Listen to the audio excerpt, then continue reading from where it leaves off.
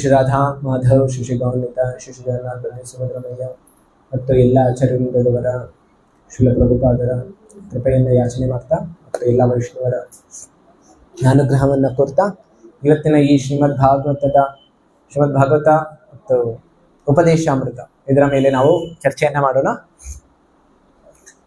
ಭಾನುವಾರ ಬೆಳಿಗ್ಗೆ ಅನ್ಸದೆ ನಮಗೆ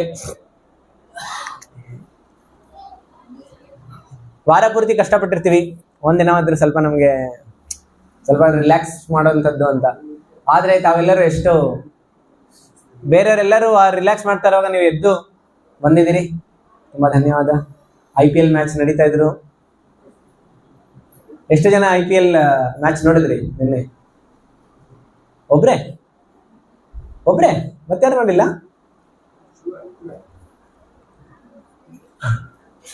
ಅದೇ ಇಲ್ಲಿ ಕೈ ಎತ್ತೋದಕ್ಕೆ ಸ್ವಲ್ಪ ಕಷ್ಟ ಅನ್ನಿಸ್ತಾ ಇದೆ, ಆದರೆ ತುಂಬ ಒಳ್ಳೆ ಸಂಗತಿ. ನಾವೆಲ್ಲರೂ IPL ನೋಡ್ತಾ ಇಲ್ಲ. ಯಾಕೆಂತ ಹೇಳಿದ್ರೆ ಆ ಒಂದು ಬಾಲ್ಗೋಸ್ಕರ 11 ಜನ ಪರದಾಡ್ತಾ ಇದ್ದಾರೆ. ಆ ಒಂದು ಬಾಲನ್ನು 10,000 ಜನ ಅಲ್ಲಿ ಕೂತ್ಕೊಂಡು ನೋಡ್ತಾ ಇದ್ದಾರೆ. ಆಮೇಲೆ ಸಾಕಷ್ಟು ಕೋಟಿ ಜನ ಟಿವಿನಲ್ಲಿ ಮೊಬೈಲ್ನಲ್ಲಿ ನೋಡ್ತಾ ಇದ್ದಾರೆ. ಆ ಒಂದು ಬಾಲ್ ನೋಡ್ತಾ ಇದ್ದಾರೆ. ಆ ಒಂದು ಬಾಲ್ ಎಷ್ಟು ಅಟ್ರಾಕ್ಟ್ ಮಾಡ್ತಾ ಇದೆ ಎಲ್ಲರಿಗೂ. ಆ ಒಂದು ಬಾಲನ್ನ ಪೂರ್ತಿ ಎಷ್ಟು ಮಗ್ನತೆಯಿಂದ ಎಲ್ಲರೂ ನೋಡ್ತಾ ಇದ್ದಾರೆ. ಸ್ವಲ್ಪ ಆಲೋಚನೆ ಮಾಡಿದ್ರೆ ಆ ಎಲ್ಲದರ ಆಕರ್ಷಕ ಕೇಂದ್ರ ಯಾವ್ದಿದೆ? ಆ ಒಂದು ಬಾಲ್ ಇದೆ. ಕೃಷ್ಣ ಹೇಳ್ತಾನೆ, ನಾನು ಸರ್ವಾಕರ್ಷಕ ಅಂತ. ಕೃಷ್ಣ ಏನು? ಸರ್ವಾಕರ್ಷಕ. ಅಂದ್ರೆ ಎಲ್ಲದರ ಆಕರ್ಷಕ ಕೇಂದ್ರ ಯಾರು? ಕೃಷ್ಣ. ಆದರೆ ಕಲಿಯುಗದಲ್ಲಿ ಸ್ವಲ್ಪ ಬೆಲೆ ಆಗ್ಬಿಟ್ಟಿದೆ. ಭಗವಂತ ಕೃಷ್ಣ ಹಚ್ಚೋಗ್ಬಿಟ್ಟಿದ್ದಾರೆ. ಯಾರು ಬಂದಿದ್ದಾರೆ ಕೇಂದ್ರದಲ್ಲಿ? ಆ ಒಂದು ಬಾಲ್ ನೋಡಿ. ಆ ಒಂದು ಬಾಲ್ ಹಿಂದೆ ಎಲ್ಲರೂ ತಿರುಗಾಡ್ತಾ ಇದ್ದಾರೆ. ಅವ್ರಿಗೆ ಕೊನೆಯಲ್ಲಿ ಏನ್ ಸಿಗುತ್ತೆ? ಎಲ್ಲ ಆಡ್ದವ್ರಿಗೂ ಮೆಡಲ್ ಸಿಗುತ್ತೆ ಅನ್ನೋಂಥದ್ದಿಲ್ಲ, ಹೌದಲ್ಲ? ನೋಡ್ತಾ ಇರೋರು ಏನ್ ಸಿಗುತ್ತೆ? ಅವ್ರ ಪಾಕೆಟ್ ಖಾಲಿ ಆಗುತ್ತೆ, ಹೌದಲ್ಲ? ಆಮೇಲೆ ಉಳ್ದಿರೋರು ಎಲ್ಲರೂ ಟಿವಿನಲ್ಲಿ ನೋಡ್ತಾರೆ, ಅವ್ರದ್ದೆಲ್ಲ ಏನಾಗುತ್ತೆ? ಸಮಯ ಹೋಗುತ್ತೆ. ಆಮೇಲೆ ಅತ್ಯಮೂಲ್ಯವಾಗಿರುವಂತಹ ಮನುಷ್ಯನ ದೇಹದಲ್ಲಿರುವಂತಹ ಆ ಅವಕಾಶ, ಭಗವಂತನಲ್ಲಿ ನಾವು ಇಡ್ಬೇಕಾಗಿರುವಂತಹ ಸಮಯ ಹೋಗ್ಬಿಡುತ್ತೆ. ಕೊನೆಯಲ್ಲಿ ಏನ್ ಸಿಗುತ್ತೆ? ಕಪ್ಪಚಿಪ್ಪು. ಕೊನೆಯಲ್ಲಿ ನಮಗೆ ಭಗವಂತನ ಅನುಗ್ರಹ ಏನ್ ಸಿಗಬೇಕಲ್ಲ, ಸಿಗೋದಿಲ್ಲ. ಅದೇ ಕೇಂದ್ರ ಬಿಂದುನಲ್ಲಿ ಯಾವಾಗ ಕೃಷ್ಣ ಇರ್ತಾರೆ, ಆಗೇನ್ ಸಿಗುತ್ತೆ? ನಾವಿವತ್ತು ಚರ್ಚೆ ಮಾಡ್ತಾ ಇದ್ವಿ ಬೆಳಿಗ್ಗೆ. ತಸ್ಮಾತ್ ಸರ್ವೇಶು ಕಾಲೇಶು. ಅದಕ್ಕಿಂತ ಮುಂಚೆ ಮತ್ತೊಂದು ಶ್ಲೋಕ ಬರುತ್ತೆ. ಅಂತ ಕಾಲೇಚ ಮಾಮೇವ ಸ್ಮರಣ್ ಮುಕ್ತ್ವಾ ಕಲೇವರಂ ಯ ಪ್ರಯಾತಿ ಸಮದ್ಭಾವಂ ನಾಸ್ತಿ ಅತ್ರ ಅಸಂಶಯ. ಭಗವಂತ ಹೇಳ್ತಾ ಇದ್ರೆ, ಯಾರು ನನ್ನನ್ನ ಅಂತ್ಯಕಾಲದಲ್ಲಿ ಸ್ಮರಣೆ ಮಾಡ್ತಾರೆ ಅವ್ರಿಗೇನ್ ಸಿಗುತ್ತೆ? ನನ್ನ ಧಾಮ. ಮೋಕ್ಷಕ್ಕಿಂತ ಮಿಗಿಲು ನನ್ನ ಧಾಮ ಸಿಕ್ಬಿಡತ್ತೆ. ಈಗ ಪ್ರಶ್ನೆ, ಅಂತ್ಯ ಸಮಯದಲ್ಲಿ ಭಗವಂತನ ಹೇಗೆ ಸ್ಮರಣೆ ಮಾಡೋದು ಅಂತ. ಹೌದಲ್ಲ? ನಮ್ಗನ್ನಿಸ್ತದೆ ತುಂಬಾ ಸುಲಭ ಅಂತ, ಹೌದಲ್ಲ? ಅಂತ್ಯಕಾಲದಲ್ಲಿ ಏನ್ ಮಾಡ್ಬೇಕು? ಸ್ಮರಣೆ ಮಾಡ್ಬೇಕು. ಸುಲಭನ ಅಲ್ಲ? ಅಂತ್ಯಕಾಲದಲ್ಲಿ ಜಪದ ಮಾಲೆ ಇಟ್ಕೊಂಡು ಕುತ್ಕೊಂಡ್ಬಿಟ್ರೆ ಆಗೋಗ್ಬಿಡ್ತು. ಹೋಗ್ಬಿಡ್ಬೋದಲ್ಲ? ಎಷ್ಟು ಜನ ಹೇಳ್ತೀರಿ? ಸುಲಭನ ಅಲ್ವೋ? ಸುಲಭ ಅಲ್ಲ. ಯಾಕೆ?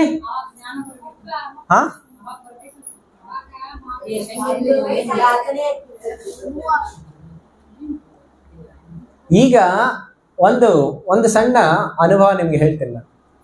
ಯಾರಿಗಾದ್ರೂ ಇಲ್ಲಿಗೆ ಈಗ ಯಾರಿಗಾದ್ರೂ ಏನು ಕಾಲು ನೋವು, ಇಲ್ಲ ಮಂಡಿ ನೋವು, ಇಲ್ಲ ಬೆನ್ನು ನೋವು ಯಾರಿಗಾರು ಇದೆ? ಇಲ್ಲ ಹೊಟ್ಟೆ ನೋವು ಇದೆ?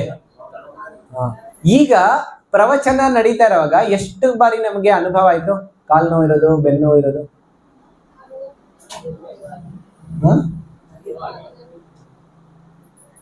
ಮಧ್ಯದಲ್ಲಿ ಒಂದು ಸೊಳ್ಳೆ ಬಂದು ಏನಾದ್ರು ಕಚ್ಬಿಟ್ರೆ ಎಷ್ಟು ಜನ ನಾವು ಸೊಳ್ಳೆಯನ್ನ ಸೊಳ್ಳೆ ಕಡಿತಾ ಇರೋದು ನಮ್ಗೆ ಅನುಭವ ಆಗೋದಿಲ್ಲ. ಯಾರಿಗಾರು ಅನುಭವ ಆಗೋದಿಲ್ಲ ಸೊಳ್ಳೆ ಕಡಿತಾ ಇದ್ರೆ?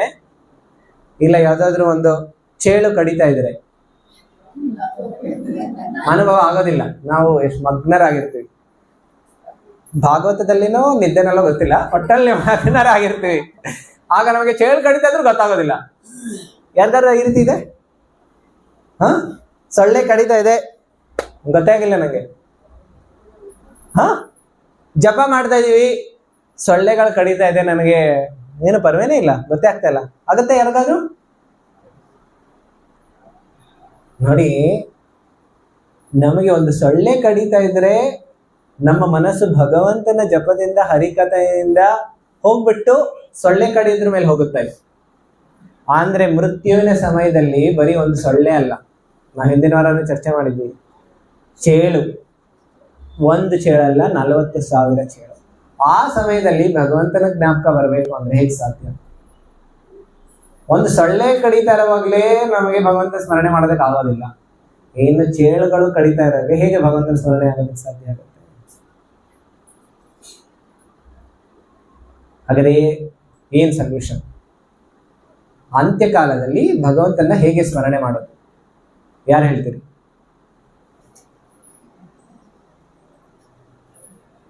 ಯಾರು ಹೇಳ್ತೀರಿ? ಅಂತ್ಯಕಾಲದಲ್ಲಿ ಭಗವಂತನನ್ನ ಹೇಗೆ ಸ್ಮರಣೆ ಮಾಡೋದು?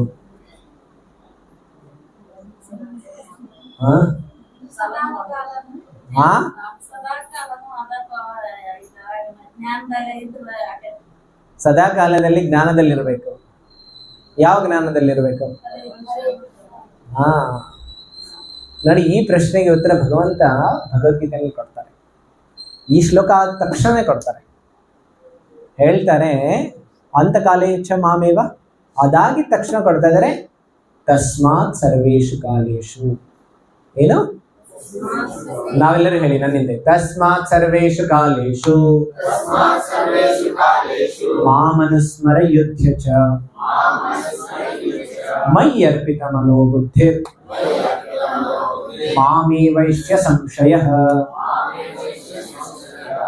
ತುಂಬಾ ಸುಲಭವಾಗಿದೆ. ಭಗವಂತ ಹೇಳ್ತಾ ಇದ್ದಾರೆ, ನನ್ನನ್ನ ಸ್ಮರಣೆ ಮಾಡೋದು ಅಂತ್ಯಕಾಲದಲ್ಲಿ ಕಷ್ಟ ಅಲ್ಲ. ಯಾರಿಗೆ? ಯಾರು ನನ್ನ ಸ್ಮರಣೆ ಅವರ ಜೀವಿತ ಕಾಲದಲ್ಲಿ ಮಾಡ್ತಾ ಇದ್ದಾರೆ ಅವರಿಗೆ ಅಂತ್ಯಕಾಲದಲ್ಲಿ ಭಗವಂತನ ಸ್ಮರಣೆ ಆಗುತ್ತಂತೆ. ಯಾರು ಜೀವಿತ ಕಾಲದಲ್ಲಿ ಭಗವಂತನ ಸ್ಮರಣೆ ಆಗೋದಿಲ್ಲ ಅವರಿಗೆ ಅಂತ್ಯಕಾಲದಲ್ಲಿ ಭಗವಂತನ ಸ್ಮರಣೆ ಆಗೋದಿಲ್ಲ. ಜೀವಿತ ಕಾಲದಲ್ಲಿ ಹೇಗೆ ಭಗವಂತನ ಸ್ಮರಣೆ ಆಗ್ಬೇಕು? ನಮ್ಗೆಲ್ಲ ಅನ್ನಿಸ್ಬೋದು, ಪ್ರಭುಜಿ ನೀವೇನೋ ಮಂದಿರದಲ್ಲೇ ಇರ್ತೀರಿ, ಯಾವಾಗಲೂ ಆರತಿ ಮಾಡ್ತಾ ಇರ್ತೀರಿ, ಕೀರ್ತನೆ ಮಾಡ್ತಾ ಇರ್ತೀರಿ, ಭಗವದ್ಗೀತೆ ಭಾಗವತ ಓದ್ತಾ ಇರ್ತೀರಿ, ಹೇಳ್ತಾ ಇರ್ತೀರಿ, ನಿಮ್ಗೇನೋ ಸುಲಭ, ಆದ್ರೆ ನಮ್ ಗತಿ ಹೇಳು ಅನ್ಸತ್ತಲ್ಲ? ಭಗವಂತ ಹೇಳ್ತಾರೆ, ಈ ಅವಕಾಶ ಎಲ್ಲರಿಗೂ ಇದೆ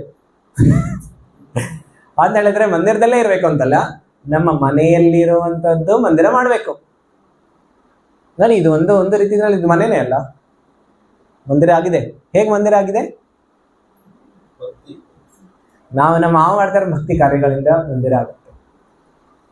ಆಮೇಲೆ ಅದಷ್ಟೇ ಅಲ್ಲ, ನಾವು ಮಾಡ್ತಾರೆ ಕಾರ್ಯಗಳು. ನಮ್ಗೆಲ್ಲ ಅನ್ನಿಸ್ಬೋದು, ಆಯ್ತು ಮನೆ ಆಯ್ತು, ಆದ್ರೆ ಎಷ್ಟೊಂದು ಕಾರ್ಯಗಳನ್ನ ಮಾಡ್ತೀವಲ್ಲ, ಭೌತಿಕ ಕಾರ್ಯಗಳು. ಆ ಭೌತಿಕ ಕಾರ್ಯಗಳೆಲ್ಲ ಮಾಡ್ತಾ ಇರುವಾಗ ಏನ್ ಮಾಡೋದು? ಭಗವಂತ ಹೇಳ್ತಾರೆ, ಭೌತಿಕ ಕಾರ್ಯಗಳನ್ನ ಮಾಡ್ತಾ ಇರುವಾಗ್ಲೂ ನಾವೇನ್ ಮಾಡ್ಬೇಕು? ಭಗವಂತನ ಸ್ಮರಣೆ ಮಾಡ್ಬೇಕು ಅಂತ ಹೇಳ್ತಾರೆ. ಭೌತಿಕ ಕಾರ್ಯಗಳನ್ನ ಮಾಡಬೇಡಿ ಅಂತ ಹೇಳಿಲ್ಲ ಭಗವಂತ. ಅದಕ್ಕೋಸ್ಕರ ಮುಂದಿನ ವಾಕ್ಯದಲ್ಲಿ ಹೇಳ್ತಾ ಇದ್ದಾರೆ, ಮಾಂ ಅನುಸ್ಮರ ಯುಧ್ಯ ಚ. ಏನ್ ಹೇಳಿ? ಮಾಂ ಅನುಸ್ಮರ ಯುಧ್ಯ. ಯುದ್ಧ ಅಂತ ಹೇಳಿದ್ರೇನು?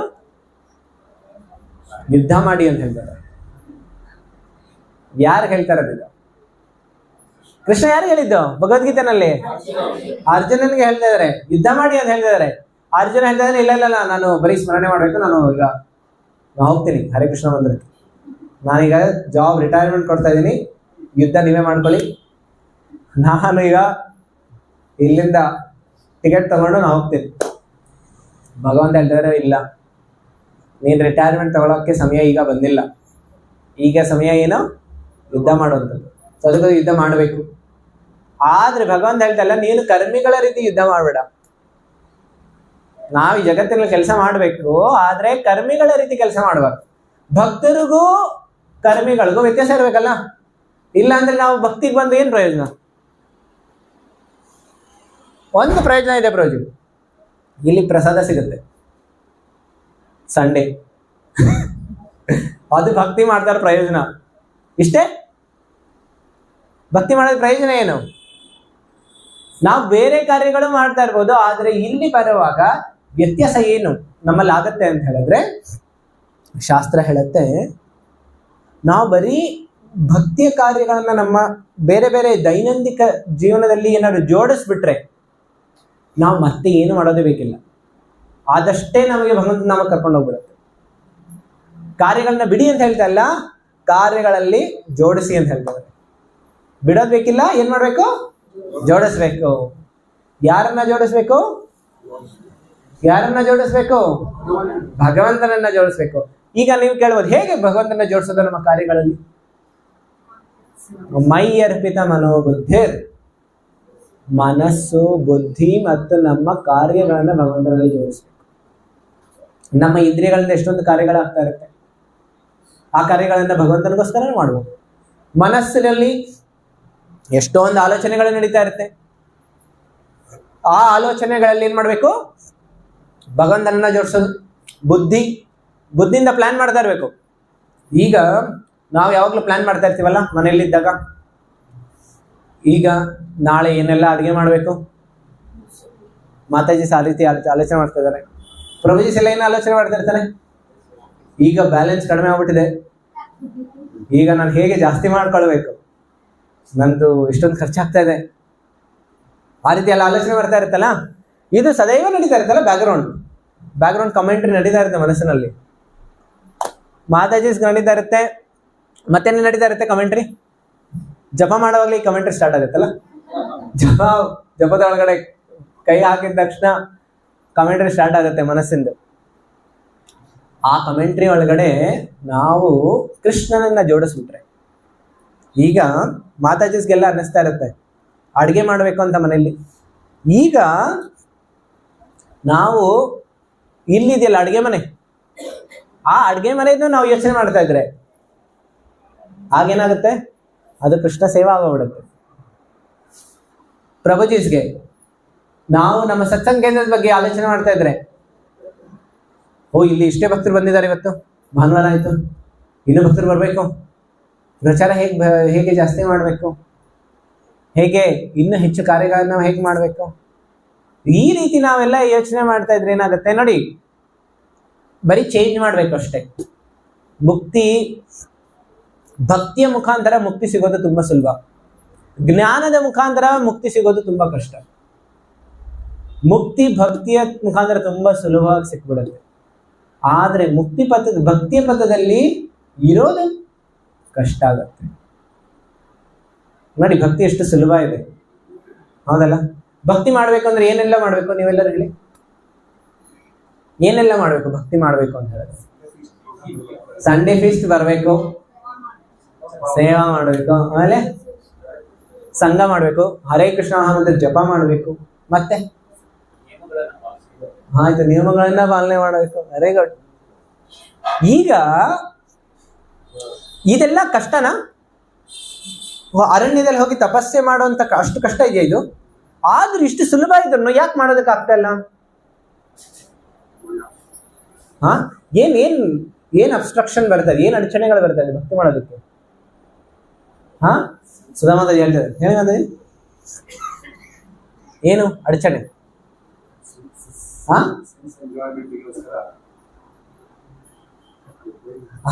ಆಯ್ತು. ಪ್ರಭುಜಿ ಹೇಳ್ತಾ ಇದ್ದಾನೆ, ಇಂದ್ರಿಯ ತೃಪ್ತಿ, ಇಂದ್ರಿಯ ಲೋಭ ಅದು ನಮಗೆ ಕೆಲವು ಸಲ ಭಗವಂತನ ಭಕ್ತಿಯಿಂದ ಕರ್ಕೊಂಡು ಹೋಗ್ಬಿಡುತ್ತೆ. Very good. ಮತ್ತೇನು ಅಡಚಣೆ ಇರುತ್ತೆ ಭಕ್ತಿ ಮಾಡೋದ್ರಲ್ಲಿ?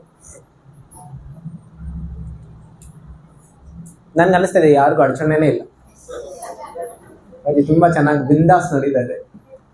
ಅಡಚಣೆ ಯಾರಿಗಿಲ್ಲ? ಏನ್ ಅಡಚಣೆ ಇದೆ? ರೋಜಿ ಹೇಳ್ತಿದ್ದಾರೆ, ಮನಸ್ಸೊಂದು ದೊಡ್ಡದು. ಊಟ ಸಿಗ್ತಾ ಇಲ್ಲ, ಪ್ರಸಾದ ಸಿಗ್ತಾ ಇಲ್ಲ. ನಮ್ ಕೇಂದ್ರದಲ್ಲಿ ಸಿಗತ್ತೆ, ಓಕೆ, ಮತ್ತೇನು? ಅಲ್ಲೇ ನಾಂಗಲ್ಲಿ ಏನ್ ಅಡಚಣೆ ಬರ್ತಾ ಇದೆ ಅಂತ ಕೇಳ್ತಾ ಇದ್ದೆ, ಏನ್ ತೊಂದರೆ ಬರ್ತಾ ಇದೆ? ಭಕ್ತಿ ಸುಲಭ ಇದೆ, ಆದ್ರೆ ಮಾಡೋದಕ್ಕೆ ಆಗ್ತಾ ಇಲ್ಲ. ಯಾಕೆ? ಹಾ, ರಿಲೇಶನ್ಶಿಪ್. ಯಾರು ಏನ್ ಚಂದ್ರ? ಆಯ್ತು, ಸಂಬಂಧಿಕರು ನಮ್ಮನ್ನ ಕೆಲವು ಸಲ ಭಕ್ತಿಯಿಂದ ಕೆಳಗಡೆ ಎಳೆದ್ ಬಿಡ್ತಾರೆ. ಹೌದಲ್ಲ? ನಾವ್ ಇರ್ಬೇಕು ಅಂತ ಅನ್ನಿಸ್ತಾ ಇರುತ್ತೆ, ಆದ್ರೆ ಅವ್ರು ಹೇಳ್ತಾರೆ ಏನ್ರಿ ಟೈಮ್ ವೇಸ್ಟ್ ಮಾಡ್ತಾ ಇದ್ರಿ, ಅವ್ರ ಹರೇ ಕೃಷ್ಣ ಜೊತೆ ಅವ್ರು ಹುಚ್ಚರು ತರ ಕುಣಿತಾ ಇದಾರಲ್ಲಿ ರೋಡ್ ನಲ್ಲಿ, ನೀವು ಅವ್ರ ಜೊತೆ ಹೋಗಿ ಕುಣಿತಾ ಇದ್ದೀರಿ, ಸ್ವಲ್ಪ ಆದ್ರೂ ತಲೆನಲ್ಲಿ ಬುದ್ಧಿ ಇದೆಯಾ? ನಿಮ್ಮ ಸ್ಥಿತಿ ಏನು, ನಿಮ್ಮ ಸ್ಥಾನ ಏನು, ಮಾನ ಏನು, ಆ ರೀತಿ ರೋಡ್ ನಲ್ಲಿ ಕುಡಿತಾ ಇದ್ರೆ ಜನ ಏನಂತಾರೆ ನಿಮ್ಮನ್ನ? ಈ ರೀತಿ ನಮ್ಗೆ ಅನ್ಸುತ್ತೆ, ಹಾ ಹೌದಲ್ಲ, ನನ್ನ ಸ್ಥಾನ ಮಾನ ದೊಡ್ಡದಿದೆ, ನಾನು ಆ ರೀತಿ ಕುಣಿತಾ ಇದ್ದೆ, ನಮಗೂ ಅನ್ನಿಸ್ಬಿಡುತ್ತೆ ಕೆಲವು ಸಲ. ಹೌದಲ್ಲ? ಚೈತನ್ಯ ಮಹಾಪ್ರಭು ಭಗವಂತನೇ ಅವರೇ ಬಂದು ರೋಡ್ರಲ್ಲಿ ಕುಡಿತಾ ಇದ್ದಾರೆ. ಹೌದಲ್ಲ? ಸೊ ನಮ್ಮ ಭಕ್ತಿ ಹೆಚ್ಚಾಗತ್ತೆ. ಆಯ್ತು, ಈ ರೀತಿ ಕೆಲವು ಸಲ ಸಂಬಂಧಿಕರು ಏನೇನೋ ಹೇಳ್ತಾರೆ, ಆ ರೀತಿ ಅದು ನಮ್ಗೆ ಕೆಲವು ಸಲ ಚುಚ್ಚುತ್ತೆ. ಆಗ ನಮ್ಗೆ ಅನ್ಸುತ್ತೆ ಭಕ್ತಿ ಸ್ವಲ್ಪ ನಾವು ಅಷ್ಟು ಸೀರಿಯಸ್ ಆಗಿ ಮಾಡೋದು ಬೇಡ. ಈಗಲೇ ಸೀರಿಯಸ್ ಮಾಡುವಂತ ಸಮಯ ಏನಿದೆ, ಇನ್ನು ಮೃತ್ಯು ಕಾಲ ಇನ್ನು ಬಂದಿಲ್ಲ ಅಲ್ಲ, ಆಮೇಲೆ ಸೀರಿಯಸ್ ಆಗ. ಮೃತ್ಯು ಕಾಲ ಯಾವಾಗ ಬರುತ್ತೆ, ಆಮೇಲೆ ಸೀರಿಯಸ್ ಆದ್ರೆ ಆಮೇಲೆ ತಕ್ಷಣ ಹೋಗ್ಬಿಡ್ಬೋದು. ಆದ್ರೆ ಸೀರಿಯಸ್ ಆಗಿಲ್ದೇನೆ ಎಷ್ಟೋ ಜನ್ಮಗಳು ಹಿಂದೆ ಈ ರೀತಿ ಪ್ಲಾನ್ ಮಾಡ್ಕೊಂಡೇ ಈ ಜನ್ಮದಲ್ಲೂ ಬಂದಿದೀವಿ. ಹಿಂದಿನ ಜನ್ಮದಲ್ಲೂ ನಾವು ಇದೇ ರೀತಿ ಯೋಚನೆ ಮಾಡಿದೀವಿ. ನೋಡಿ, ಇಲ್ಲಿ ಎಲ್ಲರಿಗೂ ನಾವೆಲ್ಲ ಕೂತ್ಕೊಂಡಿದೀವಿ ಅಂತ ಹೇಳಿದ್ರೆ ನಮ್ಮ ಭಕ್ತಿ ಈ ಜನ್ಮದಿಂದಾನೇ ಪ್ರಾರಂಭ ಆಗಿದೆ ಅಂತಿಲ್ಲ. ನಾವು ಹಿಂದಿನ ಜನ್ಮದಲ್ಲೂ ಅಲ್ಲೋ ಇಲ್ಲೋ ಸ್ವಲ್ಪ ಭಕ್ತಿ ಮಾಡ್ತಾ ಇದ್ವಿ, ಆದ್ರೆ ಹಿಂದಿನ ಜನ್ಮದಲ್ಲಿ ನಾವು ಮುಕ್ತಿ ಪಡೆದಿಲ್ಲ. ಅದಕ್ಕೋಸ್ಕರ ಈ ಜನ್ಮದಲ್ಲಿ ಮತ್ತೆ ಅಲ್ಲಿಂದ ಕಂಟಿನ್ಯೂ ಮಾಡ್ತಾ ಇದ್ದೀವಿ. ನಿಮ್ಗೆಲ್ಲರಿಗೂ ಒಂದು ಉದಾಹರಣೆ ಕೊಡ್ಬೇಕು ಇದಕ್ಕೆ. ಒಂದು ಒಬ್ಬರು ಭಕ್ತರು ಇಸ್ಕಾನ್ ಚೌಪಾಟಿ ಮುಂಬೈ ಅಲ್ಲಿಗೆ ಕನೆಕ್ಟೆಡ್ ಇದ್ರು. ಈ ಭಕ್ತರು ಯುವಕರಾಗಿದ್ರು. ಅವ್ರು ಭಕ್ತಿ ಮಾಡ್ತಾ ಇರುವಾಗ ಅವ್ರ ಫ್ರೆಂಡ್ಸ್ ತುಂಬಾ ಅವ್ರಿಗೆ ಏನ್ ಮಾಡ್ತಾ ಇದ್ರು, ಅವ್ರಿಗೆ ಕಣ್ಗಣಿಸ್ತಾ ಇದ್ರು, ಅವ್ರಿಗೆ ಕಂಡೆಮ್ ಮಾಡ್ತಾ ಇದ್ರು, ಇನ್ಸಲ್ಟ್ ಮಾಡ್ತಾ ಇದ್ರು. ಅವ್ರಿಗೆ ಹೇಳ್ತಾ ಇದ್ರು ಸಾಧು ಬಂಜಾಗ, ಇಲ್ಲ ಅಂತ ಹೇಳಿದ್ರೆ ಅವ್ರಿಗೆ ನಿಮ್ ಜೀವನ ಹಾಳಾಗ್ಬಿಡತ್ತೆ, ಸಮಯ ಹೋಗ್ಬಿಡತ್ತೆ ಜಪ ಮಾಡ್ತಾ ಇದ್ರೆ, ಈ ರೀತಿ ಎಲ್ಲ ಬಂದು ಹೇಳ್ತಾ ಇದ್ರು. ಆಮೇಲೆ ಕೆಲವು ಸಲ ಅವ್ರ ಮನೆಯಲ್ಲಿನೂ ಎಷ್ಟೊಂದು ಅಪೋಸಿಷನ್ ಇತ್ತು. ಹರೇ ಕೃಷ್ಣ ಮಂದಿರಕ್ಕೆ ಹೋಗ್ಬಿಟ್ಟು ಹಾಳಾಗೋಗ್ಬಿಟ್ಟಿದ್ಯಾ, ಅವ್ರ ನಿನ್ನ ಜೀವನ ಹಾಳು ಮಾಡ್ಬಿಟ್ಟಿದ್ದಾರೆ, ನೀನ್ ಎಷ್ಟು ಬಂದು ಮೊದಲು ಪಾರ್ಟಿನಲ್ಲಿ ಮಜಾ ಮಾಡ್ತಾ ಇದ್ದೆ, ಈಗ ಪಾರ್ಟಿ ಎಲ್ಲ ಹೊರಟೋಗಿದೆ. ಈ ರೀತಿ ಅವರೆಲ್ಲರೂ ತುಂಬಾ ಇವನ್ಗೆ ಜಾಸ್ತಿ ಅಪೋಸಿಷನ್ ಬರ್ತಾ ಇತ್ತು. ಒಂದು ದಿನ ಈ ಭಕ್ತರು ಮನೆಗೆ ಹೋಗಿದ್ರು. ಮನೆಗೆ ಹೋದಾಗ ಅವ್ರ ತಂದೆ ತಾಯಿ ಏನ್ ಮಾಡಿದ್ರು ಅಂತ ಹೇಳಿದ್ರೆ, ಅಲ್ಲಿ ಲೋಕಲ್ ಅಲ್ಲಿ ಒಂದು ಮಠದಲ್ಲಿ ಒಬ್ರು ಸ್ವಾಮೀಜಿ ಇದ್ರು. ಆ ಸ್ವಾಮೀಜಿನ ಕರೆದು ಇವನ್ ಮುಂದೆ ಹೇಳಿದ್ರು, ನೋಡಿ ಈ ಹರೇ ಕೃಷ್ಣ ಮಂದಿರಕ್ಕೆ ಹೋಗಿ ಇವನು ಹಾಳಾಗೋಗ್ಬಿಟ್ಟಿದ್ದಾನೆ. ಮೊದಲು ಸಾಮಾನ್ಯನ ರೀತಿ ಇದ್ದ, ಈಗ ಅಬ್ನಾರ್ಮಲ್ ಹೋಗ್ಬಿಟ್ಟಿದ್ದಾನೆ. ಜಪ ಮಾಡ್ತಾ ಇರ್ತಾನೆ, ಆಮೇಲೆ ಮಾಂಸಾಹಾರ ತಿನ್ನೋದಿಲ್ಲ, ಆಮೇಲೆ ಕುಡಿಯೋದಿಲ್ಲ, ಮತ್ತೇನೋ ಮಾಡೋದಿಲ್ಲ, ಪಾರ್ಟಿ ಮಾಡೋದಿಲ್ಲ, ಹಾಳಾಗೋಗ್ಬಿಟ್ಟಿದ್ದಾನೆ. ಈ ರೀತಿ ಅವರು ಸ್ವಾಮೀಜಿ ಮುಂದೆ ಹೇಳ್ತಾ ಇದ್ರು. ನೀವು ಸ್ವಲ್ಪ ಇವನಿಗೆ ಬುದ್ಧಿ ಹೇಳಿ, ಮೊದಲಿನ ರೀತಿ ಆಗೋದಕ್ಕೆ. ಈ ರೀತಿ ತಂದೆ ತಾಯಿ ಹೇಳ್ತಾ ಇದ್ರು. ಆಗ ಆ ಸ್ವಾಮೀಜಿ ಇದ್ರಲ್ಲ, ಅವ್ರು ಹೇಳಿದ್ ಕೇಳಿ ಈ ತಂದೆ ತಾಯಿಗೆ ಆಶ್ಚರ್ಯ ಆಗೋಗ್ಬಿಟ್ಟು. ಆ ಸ್ವಾಮೀಜಿ ಹೇಳಿದ್ರು, ಅವನು ಏನ್ ಮಾಡ್ತಾ ಇದ್ದಾನಲ್ಲ, ಅವ್ನು ಮಾಡ್ತಾ ಇರೋದು ಸರಿ ಇದೆ. ಅವನು ಮತ್ತೆ ನಾನು ಹಿಂದಿನ ಜನ್ಮದಲ್ಲಿ ಮಾಯಾಪುರದಲ್ಲಿ ನಾವಿಬ್ರು ಭಕ್ತರಾಗಿದ್ವಿ. ಅವನು ಈಗ ಭಕ್ತಿ ಕಂಟಿನ್ಯೂ ಮಾಡ್ತಾ ಇದ್ದಾನೆ, ಆದ್ರೆ ನಾನು ಮಾಡೋದಕ್ಕೆ ಆಗ್ತಾ ಇಲ್ಲ. ನಾನು ಈ ಸಿದ್ಧಿ ಯೋಗದಿಂದ ಎಷ್ಟೊಂದು ಅಷ್ಟ ಸಿದ್ಧಿಗಳು ಬರುತ್ತೆ, ನಾನು ಆ ರೀತಿ ಆಕರ್ಷಿತನಾಗ್ಬಿಟ್ಟು ಆ ಭಕ್ತಿ ಮಾಡೋದಕ್ಕೆ ಆಗ್ತಾ ಇಲ್ಲ. ಆದ್ರೆ ಇವನು ಮಾಡ್ತಾ ಇದ್ದಾನೆ. ಇವನ್ ಮಾಡ್ತಾ ಇದ್ರೆ ನಿಮ್ಗೆಲ್ಲರಿಗೂ ಒಳ್ಳೇದಾಗುತ್ತೆ. ಇವನ್ಗೆ ಮಾಡೋದಕ್ಕೆ ಬಿಡಿ. ಈ ರೀತಿ ಹೇಳಿ ಆಮೇಲೆ ತಂದೆ ತಾಯಿಗೆ ಆಶ್ಚರ್ಯ ಆಗೋಯ್ತು. ಆಮೇಲೆ ಅನ್ನಿಸ್ತು ಆಯ್ತು ಏನೋ ಮಾಡ್ತಾ ಇದ್ದಾನೆ ಅಲ್ಲಿ ಹೇಳಿಟ್ಟು ಅವರು ಸುಮ್ಮನಾಗ್ಬಿಟ್ಟು. ಸೊ ಈ ರೀತಿ ಭಕ್ತಿನಲ್ಲಿ ಎಷ್ಟೊಂದು ಅಡಚಣೆಗಳು ಬರುತ್ತೆ. ಆದ್ರೆ ನಾವು ಭಕ್ತಿನಲ್ಲಿ ಮುಂದುವರಿಬೇಕು ಅಂತ ಹೇಳಿದ್ರೆ 6 ಗುಣಗಳು ಬೇಕು. ಈ 6 ಗುಣಗಳಿದ್ರೆ ನಮ್ಮ ಭಕ್ತಿ ಯಾವಾಗ್ಲೂ ಪ್ರಗತಿ ಆಗ್ತಾನೆ ಇರುತ್ತೆ. ಅದು ಅಧೋಗತಿ ಆಗೋದೇ ಇಲ್ಲ. ಯಾರಿಗಾದ್ರೂ 6 ಸ್ಟೆಪ್ ಫಾರ್ಮುಲಾ ಬೇಕು? 6 ಸ್ಟೆಪ್ಸ್. ಭಕ್ತಿನಲ್ಲಿ ಯಾವಾಗಲೂ ವೃದ್ಧಿ ಸಮೃದ್ಧಿ ನಡೀತಾ ಇರುತ್ತೆ. ಆ 6 ಸ್ಟೆಪ್ ಫಾರ್ಮುಲಾ ಏನು ಅಂತ ಹೇಳಿದ್ರೆ ಅದು ಉಪದೇಶಾಮೃತದಲ್ಲಿ ಬರುತ್ತೆ. ಆ ಶ್ಲೋಕ ಹೇಳ್ತೀನಿ, ತಾವೆಲ್ಲರೂ ನನ್ನ ಹಿಂದೆ ಹೇಳಿ. ಉತ್ಸಾಹ ನಿಶ್ಚಯ ಧೈರ್ಯ ತತ್ತತ್ ಕರ್ಮ ಪ್ರವರ್ತನಾತ್ ಸಂಗತ್ಯಾಗ ಸತೋ ವೃತ್ತೆ ಷಡ್ಭಿರ್ಭಕ್ತಿರ್ ಪ್ರಸಿದ್ಧ್ಯತೆ. ತುಂಬಾ ಸುಲಭವಾಗಿದೆ. ನೀವು ಇವತ್ತು ಏನು ಇಲ್ಲಿ ಆಚೆ ಕಾಲಿಡೋಕ್ಕಿಂತ ಮುಂಚೆ ಇದು 6 ಜ್ಞಾಪಕ ಕಟ್ಕೊಂಡು ಹೋಗ್ಬೇಕು. ಸರಿನಾ? ನಾನು ಕೊನೆಯಲ್ಲಿ ಯಾರು ಬೇಕಾದ್ರೂ ಕೇಳ್ತೀನಿ. ಸರಿನಾ? ಯಾರಾದ್ರೂ ಹೇಳಿದ್ರೆ ಅವ್ರಿಗೆ ವಿಶೇಷ ಪ್ರಸಾದ ಸಿಗುತ್ತೆ. ಸರಿನಾ? ಯಾರು ಹೇಳ್ತೀರಾ ನೋಡೋಣ. ಉತ್ಸಾಹ ಮೊದಲನೇದೇನು? ಉತ್ಸಾಹ ಅಂತ ಹೇಳಿದ್ರೆ ಏನಿರ್ಬೇಕು? ಉತ್ಸಾಹ ಯಾವಾಗ್ಲೂ ಇರ್ಬೇಕು. 2ನೇದು ನಿಶ್ಚಯ. 3ನೇದು ಧೈರ್ಯ. ಉತ್ಸಾಹ, ನಿಶ್ಚಯ ಮತ್ತು ಧೈರ್ಯ. ಸರಿನಾ? 4ನೇದು ತತ್ತತ್ ಕರ್ಮ ಪ್ರವರ್ತನ. ಅದೇನು ಅಂತ ಎಕ್ಸ್ಪ್ಲೇನ್ ಮಾಡೋಣ. 4ನೇದೇನು? ತತ್ತತ್ ಕರ್ಮ ಪ್ರವರ್ತನ. ಆಮೇಲೆ 5ನೇದು ಸಂಗತ್ಯಾಗ. ಏನು? ಸಂಗತ್ಯಾಗ. ಅದಾದ್ಮೇಲೆ ಸತೋವೃತ್ತೇ. ಏನು? ಸತೋವೃತ್ತೇ. ಈ 6 ನಾವು ಒಂದೊಂದೊಂದೊಂದು ಚರ್ಚೆ ಮಾಡೋಣ. ಈಗ ಈ 6ನ್ನ ಚರ್ಚೆ ಮಾಡೋಕ್ಕಿಂತ ಮುಂಚೆ ನಾನು ಒಂದು ಸಣ್ಣ ಬ್ಯಾಕ್ಗ್ರೌಂಡ್ ಕೊಡ್ತೇನೆ. ನಾನು ಹಿಂದೆ ಒಂದು ಹೇಳ್ತಾ ಇದ್ದೆ, ಹೇಗೆ ಭಕ್ತಿನಲ್ಲಿ ಇದು ನಮಗೆ ಪ್ರಗತಿ ಕೊಡುತ್ತೆ. ಆದ್ರೆ ಇದರಲ್ಲಿ ಸ್ಥಿರವಾಗಿ ಇರೋದು ಎಲ್ಲರಿಗೂ ಆಗೋದಿಲ್ಲ. ಎಷ್ಟೋ ಜನ ಬರ್ತಾರೆ, ಆಮೇಲೆ ಉಳಿಯೋದಿಲ್ಲ ಜಾಸ್ತಿ. ಯಾಕೆ ಅಂತ ಹೇಳೋದಕ್ಕೆ ಒಂದು ಸಣ್ಣ ಕತೆ ಹೇಳ್ತೇನೆ.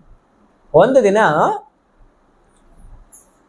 ಒಂದು ಮಾವಿನ ತೋಟ, ಆ ಮಾವಿನ ತೋಟದ ತೋಟಗಾರ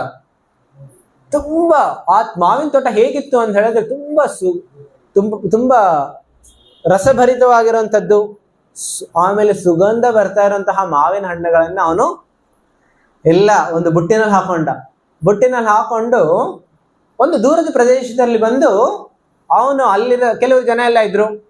ತುಂಬಾ ಬಿಸಿಲಿತ್ತು. ಮಧ್ಯಾಹ್ನದ ಸಮಯದಲ್ಲಿ ಇವನು ಆ ಮಾವಿನ ಹಣ್ಣನ್ನ ಕೊಡ್ತಾ ಇದ್ದ ಎಲ್ಲರಿಗೂ. ಅವನೊಂದು ಸಣ್ಣ ಬುಟ್ಟಿನಲ್ಲಿ ತಗೊಂಡೋಗಿದ್ದ ಮಾವಿನ ಹಣ್ಣು, ಎಲ್ಲರಿಗೂ ವಿತರಣೆ ಮಾಡ್ತಾ ಇದ್ದ. ಆಮೇಲೆ ಎಲ್ಲರಿಗೂ ಆ ಮಾವಿನ ಹಣ್ಣು ತಿಂದಿದ ತಕ್ಷಣ ಎಷ್ಟೊಂದು ರುಚಿ ಅಂತ ಹೇಳಿ ಅವ್ರು ಕೇಳ್ತಾ ಇದ್ರು, ಮತ್ತೊಂದಿದ್ಯಾ ಅಂತ ಕೇಳ್ತಾ ಇದ್ರು. ಆಮೇಲೆ ಇರೋದನ್ನ ಅವನೆಲ್ಲರಿಗೂ ಒಂದು 5-10 ಜನರಿಗೆ ಅವನು ಎಲ್ಲ ವಿತರಣೆ ಮಾಡಿಬಿಟ್ಟು ಅವನು ಕೊನೆಗೆ ಅವ್ರು ಕೇಳ್ತಾ ಇದ್ರು, ಎಲ್ಲಿಂದ ತಗೊಂಬಂದಿರೋದು ಈ ಮಾವಿನ ಹಣ್ಣು? ಈ ರೀತಿ ಮಾವಿನ ಹಣ್ಣು ಸೀಸನ್ ಅಲ್ಲೂ ಸಿಗೋದಿಲ್ಲ. ಈಗ ಎಲ್ಲಿದೆ ನಿಮ್ದು ತೋಟ ಇಲ್ಲಿ ಅಂತ ಕೇಳಿ ಅವನು ಹೇಳ್ತಾ ಇದ್ದ, ಇಲ್ಲಿ ಇದರ ಪಕ್ಕ ಒಂದು ಮರುಭೂಮಿ ಇದೆ, ಈ ಮರುಭೂಮಿ ದಾಟದ ಮೇಲೆ ನಂದು ತೋಟ ಇದೆ ಅಂತ ಹೇಳಿದ. ಅದಾದ್ಮೇಲೆ ಆಯ್ತು. ಆಮೇಲೆ ಹೇಳಿದ್ರು, ಇನ್ನು ಮಾವಿನ ಹಣ್ಣು ನಿಮಗೆ ಯಥೇಚ್ಛವಾಗಿ ಸಿಗುತ್ತೆ, ಫ್ರೀ ಆಗಿ ಸಿಗುತ್ತೆ. ಏನ್ ಮಾಡ್ಬೇಕು, ನೀವು ಬರೀ ಈ ಮರುಭೂಮಿಯನ್ನ ಕ್ರಾಸ್ ಮಾಡಿ ಏನ್ ಮಾಡ್ಬೇಕು, ನನ್ನ ತೋಟಕ್ಕೆ ಬಂದ್ಬಿಡ್ಬೇಕು ಅಷ್ಟೇ. ಆಯ್ತು ಅಂತ ಹೇಳಿ ಕೆಲವರೆಲ್ಲರೂ ಏನ್ ಮಾಡಿದ್ರು, ಆಲ್ಮೋಸ್ಟ್ ಇರೋರೆಲ್ಲರೂ ಒಪ್ಕೊಂಡ್ರು ಬರೋಣ ಅಂತ. ಒಂದಿಬ್ರು ಅನ್ನಿಸ್ತಾ ಇತ್ತು, ಅವ್ರಿಬ್ರಿಗೆ ಅನ್ನಿಸ್ತಾ ಇತ್ತು, ಅರೇ ಇವ್ನು ಬಕ್ವಾಸ್ ಮಾಡ್ದಾನೆ, ಈ ರೀತಿ ಮರುಭೂಮಿ ಮುಂದೆ ಇರುತ್ತೆ, ಅಷ್ಟು ದೂರ ಯಾರು ಹೋಗ್ತಾರೆ, ಆಗೋದಿಲ್ಲ ಅಂತ ಹೇಳ್ಬಿಟ್ಟು ಒಂದಿಬ್ರು ಅಲ್ಲೇ ಕುತ್ಕೊಂಡ್ಬಿಟ್ರು. ಆಮೇಲೆ ಉಳಿದಿರೋರೆಲ್ಲರೂ ಹೋಗೋದು ಪ್ರಾರಂಭ ಮಾಡಿದ್ರು. ಆಮೇಲೆ ಹೋಗ್ತಾ ಹೋಗ್ತಾ ಏನಾಯ್ತು, ಮೊದ್ಲೇನ್ ಬಂತು, ಮರುಭೂಮಿ. ಮರುಭೂಮಿ ಅಂದ್ರೆ ಗೊತ್ತದಲ್ಲ, ಡೆಸರ್ಟ್. ಆ ಡೆಸರ್ಟ್ ನಲ್ಲಿ, ಮರುಭೂಮಿನಲ್ಲಿ ಏನಿರುತ್ತೆ, ಪೂರ್ತಿ ಮರಳು. ಅದು ಮಧ್ಯಾಹ್ನ ಸಮಯದಲ್ಲಿ ಬಿಸಿ ಕಾಯ್ತಾ ಇದೆ, ಮರಳೆಲ್ಲ ಕಾಲಿಗೆಲ್ಲ. ಆಮೇಲೆ ನೀರು ಇಲ್ಲ ಕುಡಿಯೋದಕ್ಕೆ. ಆಮೇಲೆ ಕೆಲವ್ರಿಗೆ ಎಲ್ಲರಿಗೂ ಅನ್ನಿಸ್ತು ಇದಾಗೋದಿಲ್ಲ ನಮ್ಗೆ ಅಂತ ಹೇಳಿ ಸ್ವಲ್ಪ ದೂರ ಬಂದರು. ಆಮೇಲೆ ವಾಪಸ್ ಹೋಗ್ಬಿಟ್ರೆ ಹಿಂದೆ. ಆಮೇಲೆ ಇವನು ಹೇಳ್ತಾ ಇದ್ದ, ಇಲ್ಲ ಇಲ್ಲ ಸ್ವಲ್ಪ ದೂರನೇ ಇದೆ ಬನ್ನಿ ಅಂತ ಹೇಳಿ ಅವನು ಕರ್ಕೊಂಡು ಹೋಗ್ತಾ ಇದ್ದ. ಕೆಲವ್ರು ವಾಪಸ್ ಹೋಗ್ಬಿಟ್ರು, ಮತ್ತೆ ಕೆಲವ್ರು ಹೋಗ್ತಾ ಇದ್ರು. ಮತ್ತೆ ಕೆಲವು ದೂರ, ಸ್ವಲ್ಪ ದೂರ ಹೋಗಿದ ತಕ್ಷಣ ಅವ್ರಿಗೂ ಅನ್ನಿಸ್ತು, ಅರೆ ಇದಾಗೋದಿಲ್ಲ ಇವತ್ತು, ನಾನು ಇಷ್ಟು ದೂರ ಎಲ್ಲಿ ಹೆಂಗ್ ಬರೋದಕ್ಕಾಗತ್ತೆ ಅಂತ ಹೇಳ್ಬಿಟ್ಟು ಮತ್ತೆ ಕೆಲವರು ಸ್ವಲ್ಪ ದೂರ ಬಂದು ಅವರು ಹೋಗ್ಬಿಟ್ರು. ಮತ್ತೆ ಕೆಲವ್ರಿಗೆ ಸ್ವಲ್ಪ ದೂರ ಬಂದ್ಮೇಲೆ ಅಲ್ಲಿ ಒಂದು ಓಯಾಸಿಸ್ ಅಂತ ಕೇಳಿದ್ರಿ? ಮರುಭೂಮಿನಲ್ಲಿ ಕೆಲವು ಪ್ರದೇಶಗಳಲ್ಲಿ ಮಾತ್ರ ನೀರಿರುತ್ತೆ. ನೀರು ಮರೀಚಿಕೆ, ಮಿರಾಜ್, ಇದು ನೀರು ಓಯಾಸಿಸ್ ಅಂತ ಹೇಳ್ತಾರೆ. ಅಂದ್ರೆ ಕೆಲವು ಪ್ರದೇಶಗಳಲ್ಲಿ ಮಾತ್ರ ಇರುತ್ತೆ ನೀರು. ಅಲ್ಲಿ ಕೆಲವರು ಅನ್ಕೊಂಡ್ರು ಇಲ್ಲೇ ಚೆನ್ನಾಗಿದೆ, ಇಲ್ಲಿ ಸ್ವಲ್ಪ ತಂಪಾಗಿದೆ, ಆಮೇಲೆ ಇಲ್ಲಿ ನೀರು ಕೊಡ್ಕೊಂಡು ನಾವು ಇದ್ಬಿಡ್ಬೋದು ಅಂತ ಹೇಳಿ ಕೆಲವರು ಅಲ್ಲೇ ಕುತ್ಕೊಂಡ್ಬಿಟ್ರು. ಆಮೇಲೆ ಕೆಲವ್ರಿಗೆ ಅನ್ನಿಸ್ತು ಆ ತೋಟಕ್ಕೆ ತನಕ ಹೋಗೋದಕ್ಕಾಗೋದಿಲ್ಲ, ನಾವ್ ಇಲ್ಲೇ ಇರ್ತೀವಿ ಅಂತ.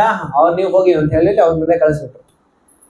ಆಮೇಲೆ ಕೆಲವರು ಮಾತ್ರ, ಒಂದ್ 2-3 ಮಾತ್ರ ಅವ್ರೇನ್ ಮಾಡಿದ್ರು, ಅದನ್ನ ಹಾದಿ ಮಾಡ್ತಾ ಮಾಡ್ತಾ ಮಾಡ್ತಾ ಮರುಭೂಮಿನಲ್ಲಿ ಇರುವಂತಹ ಆ ಮರಳಿನ ಬಿಸಿ ಕಾಲಿಗೆ ತಟ್ತಾ ಇದೆ, ನೆತ್ತಿ ಮೇಲೆ ಸೂರ್ಯ ಇದ್ದಾನೆ, ಆಮೇಲೆ ನೀರು ಸಿಗ್ತಾ ಇಲ್ಲ, ಅದೆಲ್ಲವನ್ನು ದಾಟ್ಕೊಂಡು ಅವ್ರು ಮುಂದೆ ಹೋದ್ರು. ಕೊನೆಗೇನಾಯ್ತು, ಆ ಮಾವಿನ ತೋಟ, ಮ್ಯಾಂಗೋ ಆರ್ಚರ್ಡ್ ಹೋಗಿದ ತಕ್ಷಣ ಅವರಿಗೆ ಅಲ್ಲಿ ತುಂಬಾ ಸುಂದರವಾಗಿರುವಂತಹ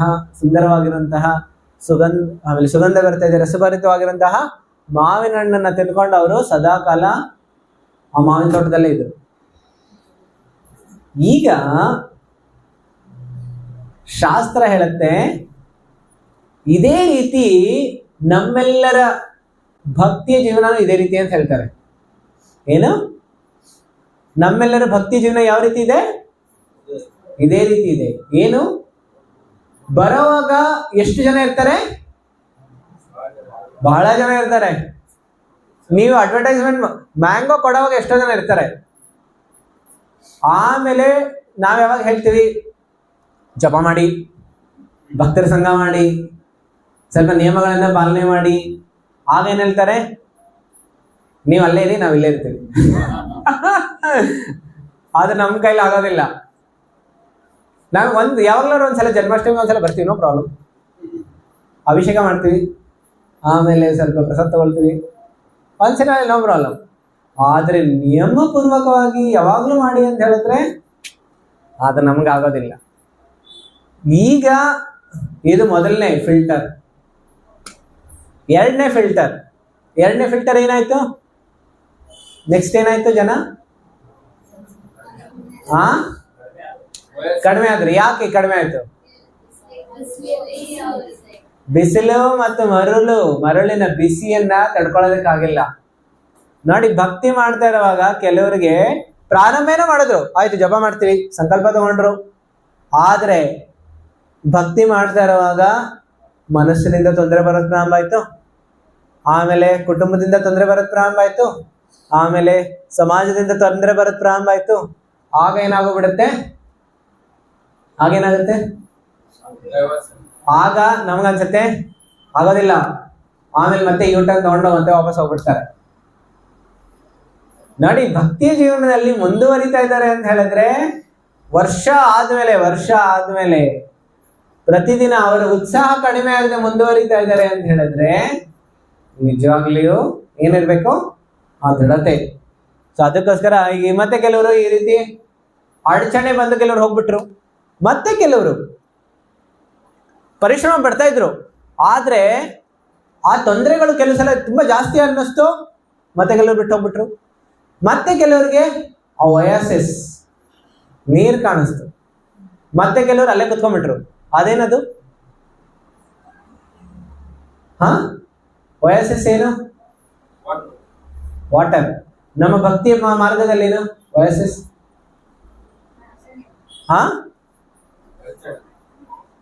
ಭಕ್ತಿ ಮಾರ್ಗದಲ್ಲಿ ಒಯಾಸಿಸ್ ಅನ್ನಂಥದ್ದೇನು?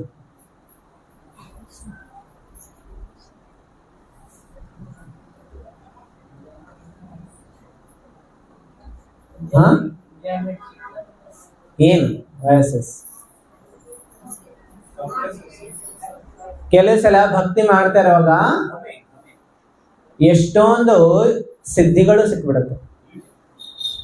ಸಿದ್ಧಿಗಳು, ಆ ಸಿದ್ಧಿಗಳ ಹಿಂದೆ ಯಾವಾಗ ನಾವು ಹೋಗ್ಬಿಡ್ತೀವಿ, ಕೆಲವ್ರು ನೋಡಿರ್ಬೋದಲ್ಲ, ಕೆಲವು ಮ್ಯಾಜಿಕ್ ಎಲ್ಲ ಮಾಡ್ತಾರೆ, ಸಾಧುಗಳು ಮ್ಯಾಜಿಕ್ ಎಲ್ಲ ಮಾಡಿ ತೋರಿಸ್ತಾರೆ, ಅವ್ರು ಬೂದಿ ಕೊಡ್ತಾರೆ, ವರಗಳನ್ನ ಕೊಡ್ತಾರೆ. ಆ ಸಿದ್ಧಿಗಳು ಯಾವಾಗ ಬಂದ್ಬಿಡುತ್ತೆ, ಆಗ ಭಕ್ತಿ ಪಥದಿಂದ ಡೈವರ್ಷನ್ ಆಗ್ಬಿಡುತ್ತೆ. ಅಂತ ಹೇಳಿದ್ರೆ ನಾವು ಭಕ್ತಿ ಪದದಲ್ಲಿ ಹೋಗ್ತಾ ಇರುವಾಗ ಒಂದು ಡಿಸ್ಟ್ರಾಕ್ಷನ್ ಬರುತ್ತೆ ಅಡಚಣೆಗಳ ಮುಖಾಂತರ, ಮತ್ತೊಂದು ಡಿಸ್ಟ್ರಾಕ್ಷನ್ ಬರುತ್ತೆ ಪ್ರಲೋಭನೆಗಳ ಮುಖಾಂತರ, ಟೆಂಪ್ಟೇಷನ್. ಒಂದು ಡಿಸ್ಟ್ರಾಕ್ಷನ್, ಮತ್ತೊಂದು ಟೆಂಪ್ಟೇಷನ್. ಒಂದು ಅಡಚಣೆ, ಮತ್ತೊಂದು ಪ್ರಲೋಭನೆ. ಈ ಎರಡೂ ನಮ್ಗೇನಾಗೋಗ್ಬಿಡುತ್ತೆ, ಭಕ್ತಿಯ ಪದದಲ್ಲಿ ಎರಡೂ ಬಾಧೆನೆ. ಈಗ ಪ್ರಲೋಭನೆಗಳಿಂದ ಒಬ್ರು ಅಲ್ಲೇ ಕುತ್ಕೊಂಡೇ ಬಿಟ್ರು, ಮತ್ ಕೆಲವರು ಮಾತ್ರ ಮುಂದೆ ಹೋಗೋದಕ್ಕೆ ಸಾಧ್ಯ ಆಯ್ತು. ಯಾರು ಪ್ರಲೋಭನೆಗಳಲ್ಲೂ ಬಲಿ ಬಿದ್ದಿಲ್ಲ ಅವರಿಗೆ ಕೊನೆಗೆ ಅವರೆಲ್ಲಿಗೆ ಹೋದ್ರು, ಆ ಮಾವಿನ ತೋಟಕ್ಕೆ ಹೋದ್ರು. ಅದೇ ರೀತಿ ನಾವು ಭಕ್ತಿಯಲ್ಲೂ ಅಷ್ಟೇ, ಯಾವಾಗ ಅಡಚಣೆಗಳಿಂದ ದೂರ ಇರ್ತೀವಿ, ಪ್ರಲೋಭನೆಗಳಿಂದ ದೂರ ಇರ್ತೀವಿ, ಆಗ ನಾವು ಭಗವಂತನ ನಾಮಕ್ಕೆ ಹೋಗೋದಕ್ಕೆ ಸಾಧ್ಯ. ಅದಕ್ಕೋಸ್ಕರ ರೂಪ ಗೋಸ್ವಾಮಿ ಹೇಳ್ತಾರೆ, ಯಾರು ಗುಣಗಳು ಭಕ್ತಿನಲ್ಲಿ ಇರೋದಕ್ಕೆ ತುಂಬಾ ಮುಖ್ಯವಾಗಿದೆ. ಯಾರು ಗುಣಗಳು ಯಾವಾಗ ಇರುತ್ತೆ ಆಗ ಮಾತ್ರ ನಾವು ಭಕ್ತಿನಲ್ಲಿ ಪ್ರಗತಿ ಮಾಡೋದಕ್ಕೆ ಸಾಧ್ಯ ಆಗುತ್ತೆ. ಇಲ್ಲ ಅಂತ ಹೇಳಿದ್ರೆ ನಮ್ಮ ಪ್ರಗತಿ ಯಾವಾಗಲೂ ಕುಂಠಿತವಾಗಿರುತ್ತೆ. ಇಲ್ಲ ಅಂತ ಹೇಳಿದ್ರೆ ಸೂರ್ಯ, ಚಂದ್ರ ಹೇಗೆ ಕಾಣಿಸ್ಕೊಳ್ತಾ ಇರ್ತಾನೆ, ಒಂದು ದಿನ ಬರುತ್ತೆ ಹುಣ್ಣಿಮೆ. ಹುಣ್ಣಿಮೆ ದಿನ ಹೇಗಿರುತ್ತೆ ಚಂದ್ರ? ಸಂಪೂರ್ಣವಾಗಿರುತ್ತೆ. ಹುಣ್ಣಿಮೆ ಆಗಿದ ತಕ್ಷಣ ಪ್ರಾರಂಭ ಆಗುತ್ತೆ ಏನು, ಕಡಿಮೆ ಆಗೋದು. ಆಮೇಲೆ ಒಂದು ದಿನ ಬರುತ್ತೆ ಅಮಾವಾಸ್ಯೆ. ಅಮಾವಾಸ್ಯೆ ದಿನ ಚಂದ್ರನೇ ಕಾಣಿಸ್ಕೊಳ್ಳೋದಿಲ್ಲ. ನೋಡ್ತಾ ಇದ್ರು ಆಕಾಶದಲ್ಲಿ ಎಷ್ಟು ಹೊತ್ತು ನೋಡಿದ್ರು ಕಾಣಿಸೋದೇ ಇಲ್ಲ. ಆಮೇಲೆ ಮತ್ತೆ ಕಾಯ್ಬೇಕು, ಆಮೇಲೆ ಸಣ್ಣದಾಗಿ ಮತ್ತೆ ಕಾಣಿಸ್ಕೊಳ್ಳೋದು ಪ್ರಾರಂಭ ಆಗುತ್ತೆ. ಎಷ್ಟು ಜನಕ್ಕೆ ಅನ್ಸುತ್ತೆ ನಮ್ಮ ಭಕ್ತಿಯ ಜೀವನ ಇದೇ ರೀತಿ ನಡೆಯುತ್ತೆ? ಕೆಲವು ದಿನ ಹುಣ್ಣಿಮೆ ಇರುತ್ತೆ, ತುಂಬಾ ಅತಿ ಉತ್ಸಾಹ ಇರುತ್ತೆ. ಆಮೇಲೆ ತುಂಬಾ ಮನಸ್ಸಿನಲ್ಲಿ ಏನೋ ಸ್ಫೂರ್ತಿ ಇರುತ್ತೆ. ಆಮೇಲೆ ಅದೇ ಆ ಸ್ಫೂರ್ತಿ ಆಮೇಲೆ ಸ್ವಲ್ಪ ಆದ್ಮೇಲೆ ಕಡಿಮೆ ಆಗ್ಬಿಡುತ್ತೆ. ಮತ್ತೆ ಕೆಲವು ದಿನ ಆದ್ಮೇಲೆ ಸ್ಫೂರ್ತಿನೇ ಇಲ್ಲ, ನೆಗೆಟಿವ್ ಹೋಗ್ಬಿಟ್ಟಿರುತ್ತೆ. ಆಮೇಲೆ ಅಮಾವಾಸ್ಯ ಕಾಣಿಸೋದೇ ಇಲ್ಲ.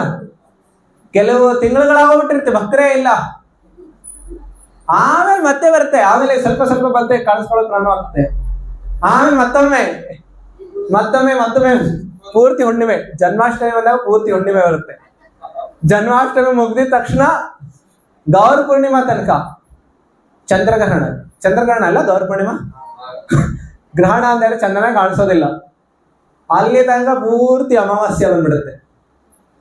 ಆಮೇಲೆ ಮತ್ತೆ ಪ್ರಾರಂಭ ಆಗುತ್ತೆ ಗೌರ ಪೂರ್ಣಿಮಾ ಆದ್ಮೇಲೆ ಜನ್ಮಾಷ್ಟಮಿ ತನಕ ಕ್ರಮೇಣ ಆಗಿ ಸ್ವಲ್ಪ ಕಾಣಿಸ್ತದೆ. ಈ ರೀತಿ ಭಕ್ತಿಯಿಂದ ನಾವು ಜಾಸ್ತಿ ಅಂತ ಹೇಳಿದ್ರೆ ಭಕ್ತಿನಲ್ಲಿ ಯಾವಾಗ್ಲಾದ್ರೂ ಇರ್ಬೋದು, ಆದ್ರೆ ಮುಕ್ತಿ ಪಡೆಯೋದು ಕಷ್ಟ. ಮುಕ್ತಿ ಪಡಿಬೇಕು ಅಂತ ಹೇಳಿದ್ರೆ ಸ್ವಲ್ಪ ಇಂಟೆನ್ಸಿಟಿ ಇರಬೇಕು. ಏನೋ ಈಗ ನೋಡಿ, ರೀಸೆಂಟ್ ಆಗಿ ಯಾರೋ ಆಕಾಶದಿಂದ ಒಬ್ರು ಸುನಿತಾ ವಿಲಿಯಮ್ಸ್ ಅವರು ಸ್ಪೇಸ್ ಕ್ರಾಫ್ಟ್ ಇಂದ ಹೋಗ್ಬಿಟ್ಟು ಬಂದ್ರು, ಹೌದಲ್ಲ? ಆ ಸ್ಪೇಸ್ ಕ್ರಾಫ್ಟ್ ಏನಾದ್ರೂ ಭೂಮಿಯಿಂದ ಮೇಲೆ ಹೋಗ್ಬೇಕು ಅಂತ ಹೇಳಿದ್ರೆ ಎಷ್ಟು ಸ್ಪೀಡ್ ಇರ್ಬೇಕು ಗೊತ್ತಿದ್ಯಾ? ಎಷ್ಟು ಸ್ಪೀಡ್ ಇರ್ಬೇಕು ಗೊತ್ತಿದ್ಯಾ? ಗೊತ್ತಿಲ್ಲ? ನೋಡಿ, ಗುರುತ್ವಾಕರ್ಷಣ ಬಲದ್ದು ಎಷ್ಟು ಸ್ಪೀಡ್ ಅಂತ ಹೇಳಿದ್ರೆ 9.8 km/s. ಆಮೇಲೆ ನಮ್ಮ ಗುರುತ್ವಾಕರ್ಷಣ ಬಲದ್ದು ಅದರಿಂದ ಆಚೆ ಹೋಗ್ಬೇಕು ಅಂತ ಹೇಳಿದ್ರೆ ಸ್ಪೀಡ್ ಎಷ್ಟಿರ್ಬೇಕು ಅಂತ ಹೇಳಿದ್ರೆ ಮಿನಿಮಮ್ 11.8 ಇಲ್ಲ 2 ಇಷ್ಟು ಕಿಲೋಮೀಟರ್ ಪರ್ ಸೆಕೆಂಡ್ ಇರಬೇಕು. ಅಂದ್ರೆ ಒಂದು ಕ್ಷಣದಲ್ಲಿ ಇಲ್ಲಿಂದ ನವನಗರ ಹೋಗಿರ್ಬೇಕು, ಆಮೇಲೆ ಮತ್ತೊಂದು ಸೆಕೆಂಡ್ ಅಲ್ಲಿ ಧಾರವಾಡ ನಮ್ಮ ಇಸ್ಕಾನ್ ಮಂದಿರ ತಲುಪಿರ್ಬೇಕು, 2 ಸೆಕೆಂಡ್ ಅಲ್ಲಿ ಇಸ್ಕಾನ್ ಧಾರವಾಡ. ಅಷ್ಟು ಸ್ಪೀಡ್ ಅಲ್ಲಿ ಯಾವಾಗ ಇರುತ್ತೆ ಗಾಡಿ, ಆಗ ಮಾತ್ರ ಗುರುತ್ವಾಕರ್ಷಣೆ ಬಲದಿಂದ ಆಚೆ ಹೋಗೋದಕ್ಕೆ ಸಾಧ್ಯ ಆಗುತ್ತೆ. ಬರೀ ಭೂಮಿದು. ಇನ್ನು ಸಂಪೂರ್ಣ ಬ್ರಹ್ಮಾಂಡದಿಂದ ಆಚೆ ಹೋಗ್ಬೇಕು ಅಂತ ಹೇಳಿದ್ರೆ ಎಷ್ಟಿರ್ಬೇಕು ನಮ್ಮ ಸ್ಪೀಡ್?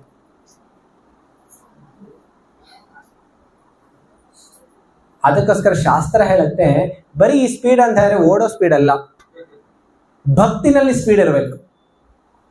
ಭಕ್ತಿನಲ್ಲಿ ಆ ಇಂಟೆನ್ಸಿಟಿ ಯಾವಾಗ ಇರುತ್ತೆ ಆಗ ಮಾತ್ರ ಪ್ರಭುಪಾದರು ಹೇಳ್ತಾ ಇದ್ರು ಈ ಶರೀರದಲ್ಲೇ ನಾವು ಭಗವಂತನ ನಾಮಕ್ಕೆ ಹೋಗ್ಬಿಡ್ಬೋದು. ಈ ಶರೀರದಲ್ಲಿ ಅಂದ್ರೆ ಈ ಜೀವನದಲ್ಲಿ ಶರೀರ ಬಿಟ್ಟು ಹೋಗ್ಬೇಕು, ಆದ್ರೆ ಈ ಜೀವನದಲ್ಲೇ ಹೋಗ್ಬಿಡ್ಬೋದು ಅಂತ ಹೇಳ್ತಾ ಇದ್ರು. ಮೃತ್ಯು ಬರಕ್ಕಿಂತ ಮುಂಚೆನೆ ನಾವು ಭಗವಂತನ ಪ್ರಾಪ್ತಿ ಮಾಡ್ಕೊಂಡ್ಬಿಡ್ಬೋದು. ಪ್ರಭುಪಾದರು ಈ ರೀತಿ ಹೇಳ್ತಾ ಇದ್ರು. ಆ ರೀತಿ ಪ್ರಾಪ್ತಿ ಮಾಡ್ಕೊಳ್ಬೇಕು ಅಂತ ಹೇಳಿ ಏನಿರ್ಬೇಕು ಅಂತ ಹೇಳಿದ್ರೆ ಆ ಇಂಟೆನ್ಸಿಟಿ. ಆ ಇಂಟೆನ್ಸಿಟಿ ಹೇಗೆ ಹೆಚ್ಚಾಗುತ್ತೆ ಅಂತ ಹೇಳಿದ್ರೆ ಈ 6 ಗುಣಗಳಿಂದ ಹೆಚ್ಚಾಗುತ್ತೆ. ಅರ್ಥ ಆಯ್ತು? ಈ 6 ಗುಣಗಳಿಂದ ನಾವು ಭಕ್ತಿ ಮಾಡ್ತಾ ಇದ್ರೆ ನಮ್ಮ ಈ ಭಕ್ತಿನಲ್ಲಿ ಆ ಇಂಟೆನ್ಸಿಟಿ ಯಾವಾಗಲೂ ಇದ್ದೇ ಇರುತ್ತೆ. ಈಗ ಮತ್ತೊಮ್ಮೆ 6 ಗುಣಗಳು ಯಾವ್ದು? ಉತ್ಸಾಹ, ನಿಶ್ಚಯ, ಧೈರ್ಯ. ವೆರಿ ಗುಡ್, 3 ಆಯ್ತು. 4ನೇದು ತತ್ತತ್ ಕರ್ಮ ಪ್ರವರ್ತನ, ಆಮೇಲೆ 5ನೇದು ಸಂಗತ್ಯಾಗ, 6ನೇದು ಸತೋವೃತ್ತಿ. Very good. ಎಲ್ಲರಿಗೂ ಪ್ರೈಸ್ ಕೊಡ್ಬೇಕು.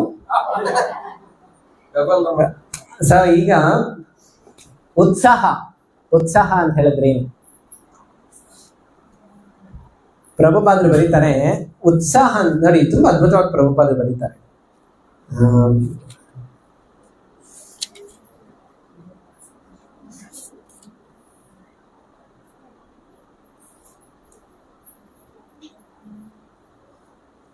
ಪ್ರಭುಪಾದರು ಬರೀತಿದ್ರೆ ಬರೀ ಭಕ್ತಿ ಜೀವನದಲ್ಲ, ನಾವು ಭೌತಿಕ ಜೀವನದಲ್ಲೂ ನಾವೇನಾದ್ರೂ ಸಾಧನೆ ಮಾಡ್ಬೇಕು ಅಂದ್ರೆ ಅಲ್ಲೂ ಉತ್ಸಾಹ ಇರ್ಬೇಕು. ಹೌದಲ್ಲ? ಈಗ ಯಾರಿಗಾದ್ರೂ ಅನ್ನಿಸ್ತಾ ಇರುತ್ತೆ ನಾನು ಕೋಟ್ಯಾಧಿಪತಿ ಆಗ್ಬೇಕು, ಯಾರಿಗಾದ್ರೂ ಅನ್ನಿಸ್ತಾ ಇದೆ. ಇಲ್ಲಿ ಎಷ್ಟು ಜನಕ್ಕೆ ಅನ್ಸುತ್ತೆ ನಾನು ಆಗ್ಬೇಕು ಅಂತ? ಒಬ್ರಿಗೆ, ಬರೀ ಇಬ್ಬರಿಗೆ. ಎಲ್ಲರೂ ಭೌತಿಕ ಆಸೆಗಳೆಲ್ಲ ಬಿಟ್ಬಿಟ್ಟಿದ್ದಾರೆ. ಈಗ ಕೋಟ್ಯಾಧಿಪತಿ ಆಗ್ಬೇಕು ಅಂತ ಹೇಳಿದ್ರೆ ದುಡ್ಡನ್ನ ನೋಡಿದ್ರೆ ಉತ್ಸಾಹ ಬರುತ್ತಾ ಇಲ್ವೋ? ಬರ್ಬೇಕೋ ಇಲ್ವೋ? ಇಲ್ಲಿ ಯಾರಿಗಾದ್ರು ಉತ್ಸಾಹನೇ ಬರೋದಿಲ್ಲ, ಆಗ ಅವರು ಜಮಾ ಮಾಡೋದಕ್ಕಾಗುತ್ತೆ? ನನಗೆ ಭೌತಿಕ ಜಗತ್ತಿನಲ್ಲಿ ಏನಾದ್ರೂ ಸಾಧನೆ ಮಾಡಬೇಕು ಅಂತ ಹೇಳಿದ್ರೆ ಉತ್ಸಾಹ ಇರಲೇಬೇಕು.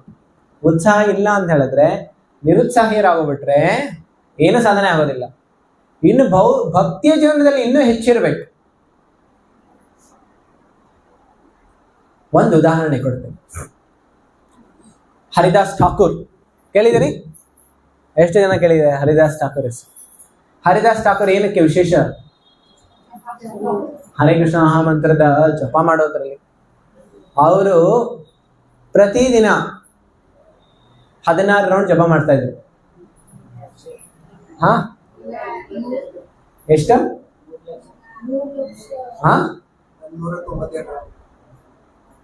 ಪ್ರಭುಜಿ ಹೇಳ್ತಾ ಇದಾರೆ. ಪ್ರಭುಜಿ ಪೂರ್ತಿ ಪ್ರೂಫ್ ಪ್ರಕಾರ ಹೇಳ್ತಾ ಇದಾರೆ. ಎಷ್ಟು ಪ್ರಭುಜಿ? 192 ಮಂತ್ರಗಳು. 192 ಮಾಲೆಗಳು. 192 ಮಾಲೆಗಳು ಪ್ರತಿದಿನ ಅವ್ರು ಮಾಡ್ತಾ ಇದ್ರು. ಅವರು 192 ಮಾಲೆಗಳು ಮಾಡ್ಬೇಕು ಅಂದ್ರೆ ಎಷ್ಟೊಂದು ಗಂಟೆಗಳಾಗುತ್ತೆ. ಮತ್ತೆ ಪ್ರತಿದಿನ ಅವ್ರು ಮಾಡ್ತಾ ಇದ್ರು. ಒಂದು ದಿನ ತಪ್ಪದೆ ಮಾಡ್ತಾ ಇದ್ರು. ಅವ್ರು ಮಾಡಿ ಕೆಲವೊಂದು ಕ್ಷಣದಲ್ಲಿ ಅವ್ರ ವಯಸ್ಸಾಗೋಗ್ಬಿಡ್ತು. ಅವ್ರ ವಯಸ್ಸು ಎಷ್ಟಾಯ್ತು ಅಂತ ಹೇಳಿದ್ರೆ ಅವ್ರಿಗೆ ಶರೀರ ತುಂಬಾ ದುರ್ಬಲ ಆಗೋಗ್ಬಿಟ್ಟಿತ್ತು. ಆಮೇಲೆ ಅವ್ರಿಗೆ ಕೆಲವು ಬಾರಿ ಜಪ ಪೂರ್ತಿ 192 ಮಾಡೋದಕ್ಕೆ ಆಗ್ತಾ ಇರ್ಲಿಲ್ಲ. ಅವ್ರು ತುಂಬಾ ಬೇಜಾರು ಪಡ್ತಾ ಇದ್ರು. ನಾನು ಭಗವಂತ ಇಷ್ಟೊಂದು ನನಗೆ ಕರುಣೆ ತೋರಿಸಿದ್ದಾರೆ, ಆದ್ರೆ ನಾನು ಭಗವಂತನಿಗೆ ಈ ರೀತಿ ಸೇವೆ ಮಾಡೋದಕ್ಕೆ ಆಗ್ತಾ ಇಲ್ಲ ಅಂತ ಹೇಳಿ ಅವ್ರಿಗೆ ತುಂಬಾ ಬೇಜಾರಾಗ್ತಾ ಇತ್ತು. ಅವ್ರಿಗನ್ನಿಸ್ತು ಆಮೇಲೆ ಮತ್ತೊಂದು ಗೊತ್ತಾಯ್ತು, ಶ್ರೀ ಚೈತನ್ಯ ಮಹಾಪ್ರಭು ಹೆಚ್ಚು ಕಾಲ ಈ ಭೂಮಿ ಮೇಲೆ ಇರೋದಿಲ್ಲ. ಅವರು ಅವರ ಲೀಲೆಗಳನ್ನು ಮುಗಿಸ್ಕೊಂಡು ಭಗವಂತನ ನಾಮಕ್ಕೆ ಹೋಗ್ಬಿಡ್ತಾ ಇದ್ದಾರೆ. ಅದಕ್ಕೋಸ್ಕರ ನನಗೆ ಭಗವಂತನ ಅಂತ್ಯ ಲೀಲೆ ನೋಡೋದಕ್ಕೆ ಆಸೆ ಇಲ್ಲ, ನಾನು ಅವ್ರು ಹೋಗೋಕ್ಕಿಂತ ಮುಂಚೆನೆ ಹೋಗ್ಬಿಡ್ಬೇಕು ಅಂತ ಹೇಳಿ ಅವರು ಅನ್ನಿಸ್ತು ನನ್ನ ಪ್ರಾಣವನ್ನು ತ್ಯಾಗ ಮಾಡ್ಬಿಡ್ತೀನಿ ಅಂತ. ನೋಡಿ, ಸಿದ್ಧ ಪುರುಷರು ಪ್ರಾಣ ತ್ಯಾಗ ಮಾಡೋದು, ಆತ್ಮಹತ್ಯೆ ಮಾಡ್ಕೊಳ್ಳೋದು ಎಲ್ಲ ಎರಡು ಒಂದೇ ಅಲ್ಲ. ಅವರ ಇಚ್ಛೆಯಿಂದ ಅವರು ಬೇಕಾದ್ರೆ ಪ್ರಾಣವನ್ನ ಕೊಟ್ಬಿಡ್ಬೋದು. ಇದು ಯಾವಾಗ ಹರಿದಾಸ್ ಠಾಕೂರ್ ಮನಸ್ಸಿನಲ್ಲಿ ಬಂದು ತಕ್ಷಣ ಶ್ರೀ ಚೈತನ್ಯ ಮಹಾಪ್ರಭುಗಳು ಗೊತ್ತಾಯ್ತು. ಯಾಕೆ? ಹೇಗೆ ಗೊತ್ತಾಯ್ತು ಚೈತನ್ಯ ಮಹಾಪ್ರಭುಗಳಿಗೆ? ಅವ್ರ ಹೃದಯದಲ್ಲಿದ್ದಾರಲ್ಲ, ಹರಿದಾಸ್ ಠಾಕೂರ್ ಅವ್ರ ಹೃದಯದಲ್ಲಿದ್ದಾರೆ. ತಕ್ಷಣ ಬಂದ್ರು ಹರಿದಾಸ್ ಠಾಕೂರ್ ಅವರ ಆಶ್ರಮಕ್ಕೆ. ಆಮೇಲೆ ಬಂದು ಕೇಳ್ತಾ ಇದ್ರು. ಆಗ ಹರಿದಾಸ್ ಠಾಕೂರ್ ಮಲ್ಕೊಂಡು ನಿದ್ದೆ ಮಾಡ್ತಾ ಇರಲಿಲ್ಲ, ಜಪ ಮಾಡ್ತಾ ಇದ್ರು. ಆಗ ಅವ್ರು ಕೇಳ್ತಾ ಇದ್ರು, ನಿಮ್ಮ ಆರೋಗ್ಯ ಚೆನ್ನಾಗಿದೆಯಾ ಅಂತ ಕೇಳ್ತಾ ಇದ್ರು. ಆಗ ಚೈತನ್ಯ ಮಹಾಪ್ರಭುಗೆ ಹರಿದಾಸ್ ಠಾಕೂರ್ ಅವರು ಉತ್ತರ ಕೊಡ್ತಾ ಇದ್ದಾರೆ, ನನ್ನ ಶರೀರ ಸ್ವಸ್ಥವಾಗಿದೆ, ಆದರೆ ಮನಸ್ಸು ಸ್ವಸ್ಥವಾಗಿಲ್ಲ.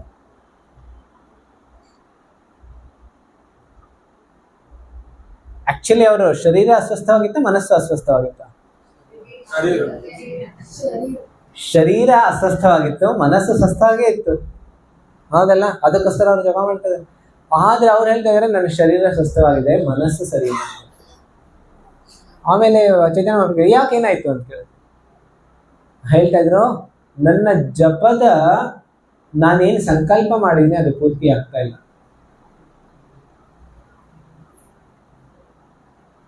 ಆಮೇಲೆ ಚೈತನ್ಯ ಮಹಾಪ್ರಭು ಹರಿದಾಸ್ ಠಾಕೂರ್ಗೆ ಹೇಳಿದ್ರು, ಈಗ ನಿಮ್ಮ ಆರೋಗ್ಯ ಕೆಟ್ಟೋಗ್ಬಿಟ್ಟಿದೆ, ಈಗ ನಿಮ್ಮ ವಯಸ್ಸು ಆಗೋಗ್ಬಿಟ್ಟಿದೆ, ನೀವು ಅಷ್ಟೊಂದು ಸಂಕಲ್ಪ ಪೂರ್ತಿ ಮಾಡೋಂಥ ಅವಶ್ಯಕತೆ ಇಲ್ಲ, ನೀವು ಕಡಿಮೆ ಮಾಡಿ. ಚೈತನ್ಯ ಮಹಾಪ್ರಭು ಹೇಳ್ತಾರೆ. ಆದ್ರೂ ಹರಿದಾಸ್ ಠಾಕೂರ್ಗೆ ಅನ್ನಿಸ್ತಾ ಇತ್ತು, ನಾನು ಪತಿತ, ನಾನು ಅಧಮನಾಗಿದ್ದೀನಿ, ನಾನು ಈ ರೀತಿ ನನಗೆ ಜೀವಂತವಾಗಿರೋದಕ್ಕೆ ಆಸೆ ಇಲ್ಲ, ನಾನು ಈಗಲೇ ಶರೀರ ಬಿಟ್ಬಿಟ್ಟು ಹೋಗ್ಬೇಕು ಅನ್ನಿಸ್ತಾ ಇದೆ. ಆಗ ಚೈತನ್ಯ ಮಹಾಪ್ರಭು ಅವ್ರಿಗೆ ಇಷ್ಟ ಇರಲಿಲ್ಲ, ಆದ್ರೂ ಅವ್ರಿಗೆ ಒಪ್ಪಿಗೆ ಕೊಟ್ಟರು. ಆಗ ಅಲ್ಲಿ ಪ್ರಭುಪಾದರು ತುಂಬಾ ಅದ್ಭುತವಾಗಿ ಬರೀತಾರೆ, ಯಾರು ಸಂಕಲ್ಪ ತಗೊಂಡು ಅಟ್ಲೀಸ್ಟ್ ನಮ್ಮ ಇಸ್ಕಾನ್ ಮಂದಿರದಲ್ಲಿ, ಇಸ್ಕಾನ್ ಸಂಸ್ಥೆನಲ್ಲಿ ಇರೋರೆಲ್ಲರೂ ಎಷ್ಟು ಸಂಕಲ್ಪ ತಗೊಂಡಿರ್ತಾರೆ? 16 ಮಾಲೆ ಜಪ ಮಾಡೋದು ಅಂತ ಪ್ರಭುಪಾದರು ಹೇಳ್ತಾರೆ.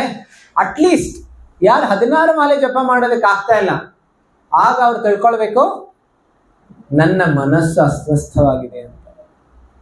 ಹೇಗೆ ಹರಿದಾಸ್ ಠಾಕೂರ್ ಹೇಳ್ತಾ ಇದ್ರು, ಶರೀರ ಸ್ವಸ್ಥವಾಗಿದೆ ಆದ್ರೆ ಮನಸ್ಸು ಅಸ್ವಸ್ಥವಾಗಿದೆ.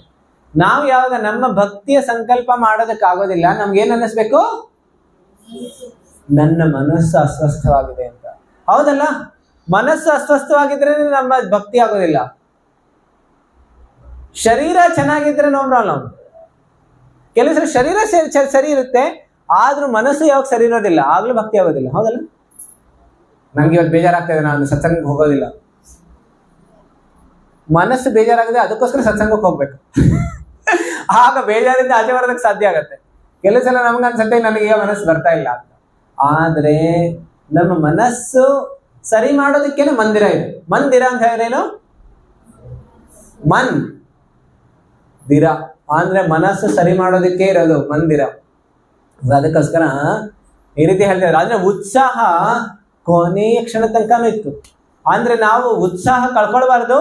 ಸ್ವಲ್ಪ ಕೆಲಸ ಎಲ್ಲ ನಮ್ಗನ್ಸುತ್ತೆ, ಮೊದಲು ಯಾವ್ದು ಮಾಡ್ತಾ ಇರ್ತೀವಿ ಆಗ ಉತ್ಸಾಹ ಹೆಚ್ಚಿರುತ್ತೆ, ಆಮೇಲೆ ಸ್ವಲ್ಪ ಸಮಯ ಆದ್ಮೇಲೆ ಏನಾಗ್ಬಿಡುತ್ತೆ, ಉತ್ಸಾಹ ಕಡಿಮೆ ಆಗ್ಬಿಡುತ್ತೆ. ಅದಕ್ಕೋಸ್ಕರ ಉತ್ಸಾಹ ಹೇಗಿರ್ಬೇಕು? ಸದೈವ ಇರಬೇಕು. ಕೆಲವು ಸಲ ನಾವು ಈ ರೀತಿ ಮೊದಲನೇದು ಉತ್ಸಾಹ, ಇನ್ನು ಉಳಿದಿರೋದು 5 ನಾನು ಸ್ವಲ್ಪ ಬೇಗ ಹೇಳ್ತೇನೆ. ಎರಡನೇದೇನೇನ್ರಿ? ನಿಶ್ಚಯ. Very good. ನಿಶ್ಚಯ ಅಂತ ಹೇಳಿದ್ರೆ ದೃಢತೆ ಇರಬೇಕು. ದೃಢತೆ ಯಾವ್ದ್ರಲ್ಲಿ ಇರಬೇಕು?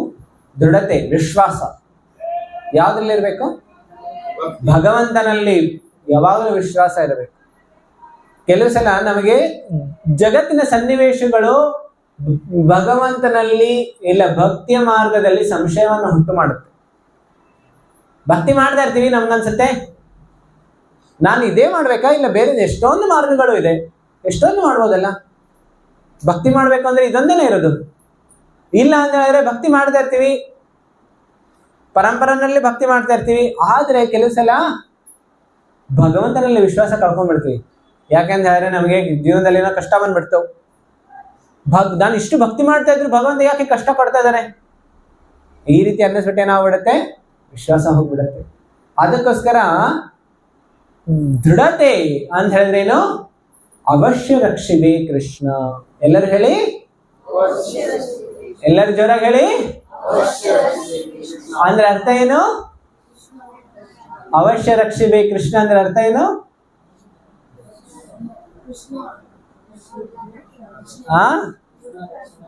ಕೃಷ್ಣ ಯಾವಾಗ ರಕ್ಷಣೆ ಮಾಡೇ ಮಾಡ್ತಾನೆ ಅನ್ನುವಂತಹ ವಿಶ್ವಾಸ ಇರಬೇಕು. ವಿಶ್ವಾಸ ಯಾವಾಗಲೂ ಕಳ್ಕೊಂಡ್ಬಿಡಬಾರದು. ಎಲ್ಲಾ ಸಮಯದಲ್ಲೂ ವಿಶ್ವಾಸ ಯಾರು ಇಟ್ಕೊಂಡಿರ್ತಾರೆ ಅವ್ರಿಗೆ ತುಂಬಾ ಬೇಗ ಫಲ ಸಿಕ್ಬಿಡುತ್ತೆ. ಯಾವ್ದಾದ್ರು ಉದಾಹರಣೆ ಇದಕ್ಕೆ? Very good. ಪ್ರಹ್ಲಾದ್ ಮಹಾರಾಜ್ ಈಗ ತಾನೇನೋ ಹೋಳಿ ಆಚರಣೆ ಮಾಡಿದ್ರಿ. ಹೋಳಿ ದಿನ ಏನಾಗಿತ್ತು? ಹೋಳಿಕಾ ಯಾರವರು? ಹಿರಣ್ಯಕಶಿಪುವಿನ ತಂಗಿ. ಅವಳಿಗೆ ಒಂದು ವಿಶೇಷವಾಗಿರುವಂತ ಸಿದ್ಧಿ ಇತ್ತು. ಏನ್ ಸಿದ್ಧಿ? ಅವಳು ಬೆಂಕಿನಲ್ಲಿ ಕೂತ್ಕೊಂಡ್ರು ಅವಳ ಶರೀರ ಸುಡೋದಿಲ್ಲ. ಇವಳು ಏನ್ ಮಾಡಿದ್ಲು, ಹಿರಣ್ಯಕಶಿಪು ಹೇಳಿದ ಇವ್ರು ಹೇಗಾದ್ರೂ ಮಾಡಿ ಸಾಯಿಸ್ಬೇಕು ನೀನು ಅಂತ ತಂಗಿಗೆ ಹೇಳಿದ್ರು. ಹೋಳಿಕಾ ಹೇಳಿದ್ರು ನೋ ಪ್ರಾಬ್ಲಮ್, ನಾನು ಚಿಟಿಕೆ ಹೊಡೆಯೋದ್ರಲ್ಲಿ ಮುಗಿಸ್ಬಿಡ್ತೀನಿ. ಅವಳು ಏನ್ ಮಾಡಿದ್ಲು, ಪುಟ್ಟ ಪ್ರಹ್ಲಾದನ್ನ ತೊಡೆ ಮೇಲೆ ಇಟ್ಕೊಂಡು ಅಗ್ನಿಕುಂಡವನ್ನು ಪ್ರವೇಶ ಮಾಡಿದ್ಲು. ಆಮೇಲೆ ಆಶ್ಚರ್ಯವಾಗಿ ಏನಾಗೋಯ್ತು, ಪ್ರಹ್ಲಾದನ ಏನಾಗಿಲ್ಲ, ಇವಳು ಸುಟ್ಟೋಗ್ಬಿಟ್ಲು. ಇವಳಿಗೆ ಸಿದ್ಧಿ ಇತ್ತು ಅಗ್ನಿನಲ್ಲಿ ಸುಡೋದಿಲ್ಲ ಅಂತ. ಪ್ರಹ್ಲಾದನಿಗೆ ಆ ರೀತಿಯ ಏನು ಸಿದ್ಧಿಯಲ್ಲಿಲ್ಲ, ಸಣ್ಣ ಬಾಲಕ ಅವನು, ಆದ್ರೆ ಅವನು ಭಗವಂತನ ವಿಶೇಷ ಭಕ್ತ. ಆದ್ರೆ ಏನಾಗೋಯ್ತು, ಪ್ರಹ್ಲಾದನಿಗೆ ರಕ್ಷಣೆ ಸಿಕ್ಬಿಡ್ತು, ಹೋಳಿಕಾ ದಹನ ಹೋಗ್ಬಿಟ್ಲು. ಅದಕ್ಕೋಸ್ಕರ ಹೋಳಿಯನ್ನ ಆಚರಣೆ ಮಾಡ್ತಾರೆ ಅಂತ ಹೇಳಿದ್ರೆ, ಭಗವಂತನ ಭಕ್ತಿನಲ್ಲಿ ಯಾರು ಇರ್ತಾರೆ ಅವರಿಗೆ ಯಾವಾಗಲೂ ರಕ್ಷಣೆ ಇದ್ದೇ ಇರುತ್ತೆ. ಈ ಸಿದ್ಧಿಗಳನ್ನ ಇಟ್ಕೊಂಡಿದ್ರು ರಕ್ಷಣೆ ಸಿಗೋದಿಲ್ಲ. ಅದಕ್ಕೋಸ್ಕರ ಸಿದ್ಧಿಗಳ ಹಿಂದೆ ಹೋಗ್ಬಾರ್ದು. ಯಾರ ಹಿಂದೆ ಹೋಗ್ಬೇಕು? ಭಕ್ತಿಯ ಹಿಂದೆ, ಭಗವಂತನ ಹಿಂದೆ ಹೋಗ್ಬೇಕು. ಇದು ನಿಶ್ಚಯ. ಮೂರನೇದೇನು? ಧೈರ್ಯ. ಧೈರ್ಯ ಅಂತ ಹೇಳಿದ್ರೆ ತಾಳ್ಮೆ ಇರಬೇಕು. ಕೆಲವು ಸಲ ಅನ್ಸುತ್ತೆ, ಪ್ರಭುಜಿ ಆಯ್ತು 3 ವರ್ಷ ಆಯ್ತು ನಾನು ಸತತವಾಗಿ ಜಪ ಮಾಡ್ತಾ ಇದ್ದೀನಿ, ಕಂಠಿಮಾಲ ಹಾಕೊಂಡ್ಬಿಟ್ಟಿದ್ದೀನಿ, ದೀಕ್ಷಣ ಆಗೋಗ್ಬಿಟ್ಟಿದೆ, ಆಮೇಲೆ ನನಗೆ ಭಗವಂತ ಇನ್ನೂ ಕಾಣಿಸಿಲ್ಲ. ಯಾಕೆ? ಭಗವಂತನ ಕನಸಿನಲ್ಲೂ ಇನ್ನೂ ಬಂದಿಲ್ಲ. ಯಾಕೆ? ನಮಗೆ ಶಾಸ್ತ್ರ ಹೇಳುತ್ತೆ ತಾಳ್ಮೆ ಇರಬೇಕು ಅಂತ. ಒಂದು ಉದಾಹರಣೆ ಹೇಳಬೇಕು ಅಂದ್ರೆ, ಎಷ್ಟು ಜನ ಮೊಸರನ್ನ ಕಡೆದು ಬೆಣ್ಣೆಯನ್ನ ತೆಗೆದಿದ್ದೀರಿ, ಮಜ್ಜಿಗೆ ಮಾಡಿದಿರಿ? ಎಲ್ಲರೂ ಮಾಡಿದಿರಿ? ಎಲ್ಲರೂ ಮಾಡಿದೀವಲ್ಲ. ಮಜ್ಜಿಗೆ ಮಾಡೋದಕ್ಕೆ ಮೊಸರನ್ನ ಕಡಿತಾರೆ. ಈಗ ಬೆಣ್ಣೆ ನಿಮ್ಗೆ ಕಾಣಿಸುತ್ತೆ? ಮೊಸರು ಕಡಿಯುವಾಗ ಬೆಣ್ಣೆ ಕಾಣಿಸುತ್ತೆ? ಬೆಣ್ಣೆ ಯಾವಾಗ ಕಾಣಿಸುತ್ತೆ? ಕಡಿದ ಮೇಲೆ. ಅದು ಸುಮ್ಮನೆ ಈ ರೀತಿ ತಿರ್ಗಿಸ್ಬಿಟ್ರೆ ಬಂದ್ಬಿಡುತ್ತೆ ಬೆಣ್ಣೆ. ಒಂದು 10 ರೌಂಡ್ ಮಾಡ್ಬಿಟ್ಟೆ ಆಗುತ್ತೆ, ಬೆಣ್ಣೆ ಬಂದ್ಬಿಡುತ್ತೆ. ಎಷ್ಟೊತ್ತು ಮಾಡಬೇಕು? ಅಟ್ಲೀಸ್ಟ್ half an hour ಚೆನ್ನಾಗಿ ಕಡಿದ ಮೇಲೆ ಆಮೇಲೆ ಸ್ವಲ್ಪ ಸ್ವಲ್ಪ ಸ್ವಲ್ಪ ಬರೋದು ಕಾಣಿಸುತ್ತೆ. ಅದೇ ರೀತಿ ಮೊಸರು ಮೊದಲು ಕಡಿತಾ ಇರುವಾಗ ಭಗವಂತನ ಅನುಭವ ಆಗೋದಿಲ್ಲ. ಆದ್ರೆ ನಮ್ಗೆ ಅನ್ಸಿದ್ರೆ ಏನು ಆಗೋದಿಲ್ಲ, ಇದು ಭಕ್ತಿ ಎಲ್ಲ ಬಕವಾಸ್, ನಾನು ಭಕ್ತಿ ಮಾಡೋದು ಬಿಟ್ಬಿಡ್ತೀನಿ ಅಂತ ಹೇಳಿ ಬಿಟ್ಬಿಟ್ರೆ ಅರ್ಧಂಬರ್ಧ ಕಡ್ದಿರೋದೆಲ್ಲ ಪ್ರಯತ್ನ ವೇಸ್ಟ್ ಆಗ್ಬಿಡುತ್ತೆ. ಸತತವಾಗಿ ಇಟ್ಕೊಂಡಿರ್ಬೇಕು. ಸತತವಾಗಿ ಮಾಡ್ತಾ ಇದ್ರೆ ಏನಾಗುತ್ತೆ, ಕ್ರಮೇಣವಾಗಿ ತಾಳ್ಮೆ ಇದ್ರೆ ಬೆಣ್ಣೆ ಬರುತ್ತೆ, ಮಜ್ಜಿಗೆನೂ ಬರುತ್ತೆ, ಆಮೇಲೆ ದಷ್ಟಪುಷ್ಟರಾಗೋದಕ್ಕೆ ಸಾಧ್ಯನೂ ಆಗುತ್ತೆ. ಹೌದಲ್ಲ? ಅದೇ ರೀತಿ ಭಕ್ತಿನಲ್ಲಿ ಅಷ್ಟೇ ತಾಳ್ಮೆ ತುಂಬಾ ಮುಖ್ಯ. ಒಂದು ಉದಾಹರಣೆ ಯಾರಾದ್ರೂ ಹೇಳ್ಬೋದು ಇದಕ್ಕೆ ಶಾಸ್ತ್ರದಲ್ಲಿ ತಾಳ್ಮೆಗೆ? ಹಾ ಹೇಳಿ, ಹೇಗೆ?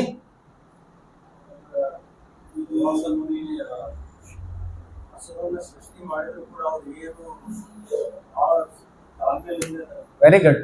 ಅಂಬರೀಷ್ ಮಹಾರಾಜರ ಅವ್ರನ್ನ ಕೊಲ್ಲಾಕೋದಕ್ಕೆ ದುರ್ವಾಸ ಮುನಿ ಒಂದು ಪ್ರೇತವನ್ನ ಸೃಷ್ಟಿ ಮಾಡಿ ಅವನನ್ನ ಕೊಲ್ಲಾಕೋದಕ್ಕೆ ಕಳಿಸ್ತಾನೆ. ಆದ್ರೂ ಅಂಬರೀಷ್ ಮಹಾರಾಜರು ತಾಳ್ಮೆಯಿಂದ ಸಹನೆ ಮಾಡ್ತಾರೆ, ಭಗವಂತನ ಆಶ್ರಯ ಪಡಿತಾರೆ. ಆಗ ಭಗವಂತನ ವಿಷ್ಣು ಲೋಕದಿಂದ ಸುದರ್ಶನ ಚಕ್ರ ಬಂದು ಆ ಪ್ರೇತನನ್ನ ಸಂಹಾರ ಮಾಡುತ್ತೆ, ದುರ್ವಾಸ ಮುನಿನ ಅಟ್ಟಾಡಿಸ್ಕೊಂಡು ಹೋಗುತ್ತೆ. ಅವನು ದುರ್ವಾಸ ಮುನಿ ಪೂರ್ತಿ ಬ್ರಹ್ಮಾಂಡ ತಿರುಗುತ್ತಾನೆ, ಅವನಿಗೆ ಆಶ್ರಯ ಸಿಗೋದಿಲ್ಲ. ಈ ರೀತಿ ತಾಳ್ಮೆ ಭಕ್ತರಲ್ಲಿ ಇದ್ರೆ ಅವರು ತುಂಬಾ ಬೇಗ.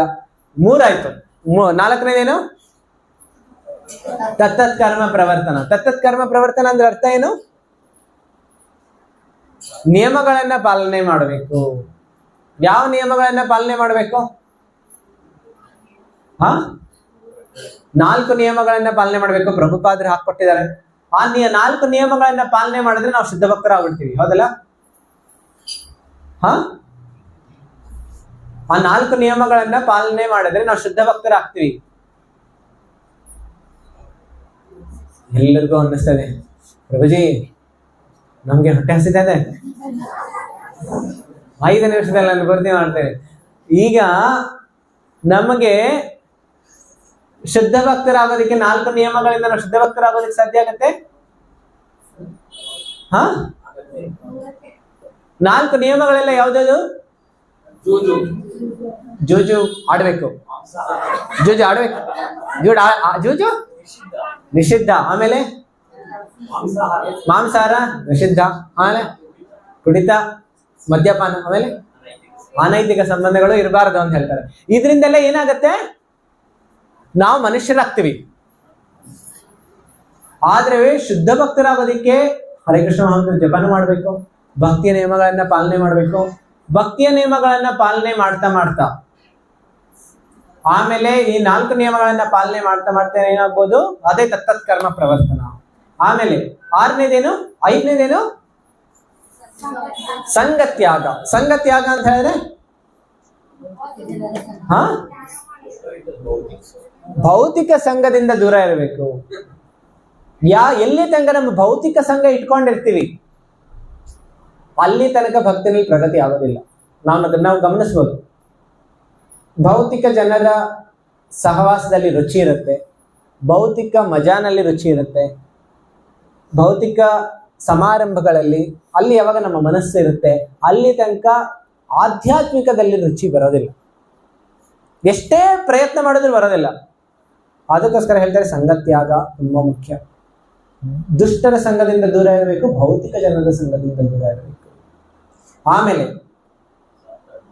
ಲಾಸ್ಟ್ 6ನೇದು ಏನದು? ಸತೋವೃತ್ತೇ. ಸತೋವೃತ್ತೇ ಅಂತ ಹೇಳಿದ್ರೇನು? ಶುದ್ಧ ಭಕ್ತರ ಪದಚಿಹ್ನೆಗಳಲ್ಲಿ ನಡೆಯುವಂಥದ್ದು. ಏನು? ಶುದ್ಧ ಭಕ್ತರ ಪದಚಿಹ್ನೆಗಳಲ್ಲಿ ನಡೆಯೋದು ಅಂದರೆ ನಾವು ನಮಗೆ ಗೊತ್ತಾಗೋದಿಲ್ಲ ಭಗವಂತನ ಧಾಮಕ್ಕೆ ಮಾರ್ಗ. ನಾವು ಯಾವಾಗ ಭಕ್ತರ ಪದಚಿಹ್ನೆಗಳಲ್ಲಿ ಅವ್ರು ಹೇಳ್ತಾರೆ ಉಪದೇಶಗಳನ್ನ ಪಾಲನೆ ಮಾಡ್ತೀವಿ, ಆಗ ನಮಗೆ ಆ ಮಾರ್ಗ ತಂತಾನೆ ತೆರೆದುಕೊಳ್ಳುತ್ತೆ. ನಾವು ಮತ್ತೇನು ಮಾಡೋದು ಬೇಕಿಲ್ಲ. ಸೊ ಅದಕ್ಕೋಸ್ಕರ ಈ ಯಾರು ಪಾಲನೆ ಮಾಡ್ತಾರೆ ಆಗ ಭಕ್ತಿಯಲ್ಲಿ ಪ್ರಗತಿ ಹೇಗಾಗುತ್ತೆ? ರಾಕೆಟ್ ಸ್ಪೀಡ್ ನಲ್ಲಿ ನಾವು ಭಕ್ತಿಯಲ್ಲಿ ಪ್ರಗತಿ ಆಗೋದು. ರೂಪ ಗೋಸ್ವಾಮಿ ಹೇಳ್ತಾ ಇದ್ದಾರೆ. ರೂಪ ಗೋಸ್ವಾಮಿ ಸಾಧಾರಣದವರಲ್ಲ. ಅವರ ಉಪದೇಶಾಮೃತದ 3ನೇಯ ಶ್ಲೋಕ ಇದು. ತಾವೆಲ್ಲರೂ ಇದರ ತಾತ್ಪರ್ಯ ಪ್ರಭುಪಾದ ಪುಸ್ತಕದಲ್ಲಿದೆ, ತಾವೆಲ್ಲರೂ ಹೋಮ್ವರ್ಕ್ ಓದ್ಕೊಳ್ಬೋದು. ಹರೇ ಕೃಷ್ಣ ಕೃಷ್ಣ ಕೃಷ್ಣ ಹರೇ ಹರೇ, ಹರೇ ರಾಮ ರಾಮ ರಾಮ ಹರೇ ಹರೇ.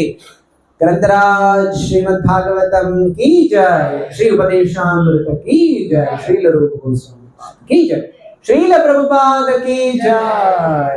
हरे कृष्णा.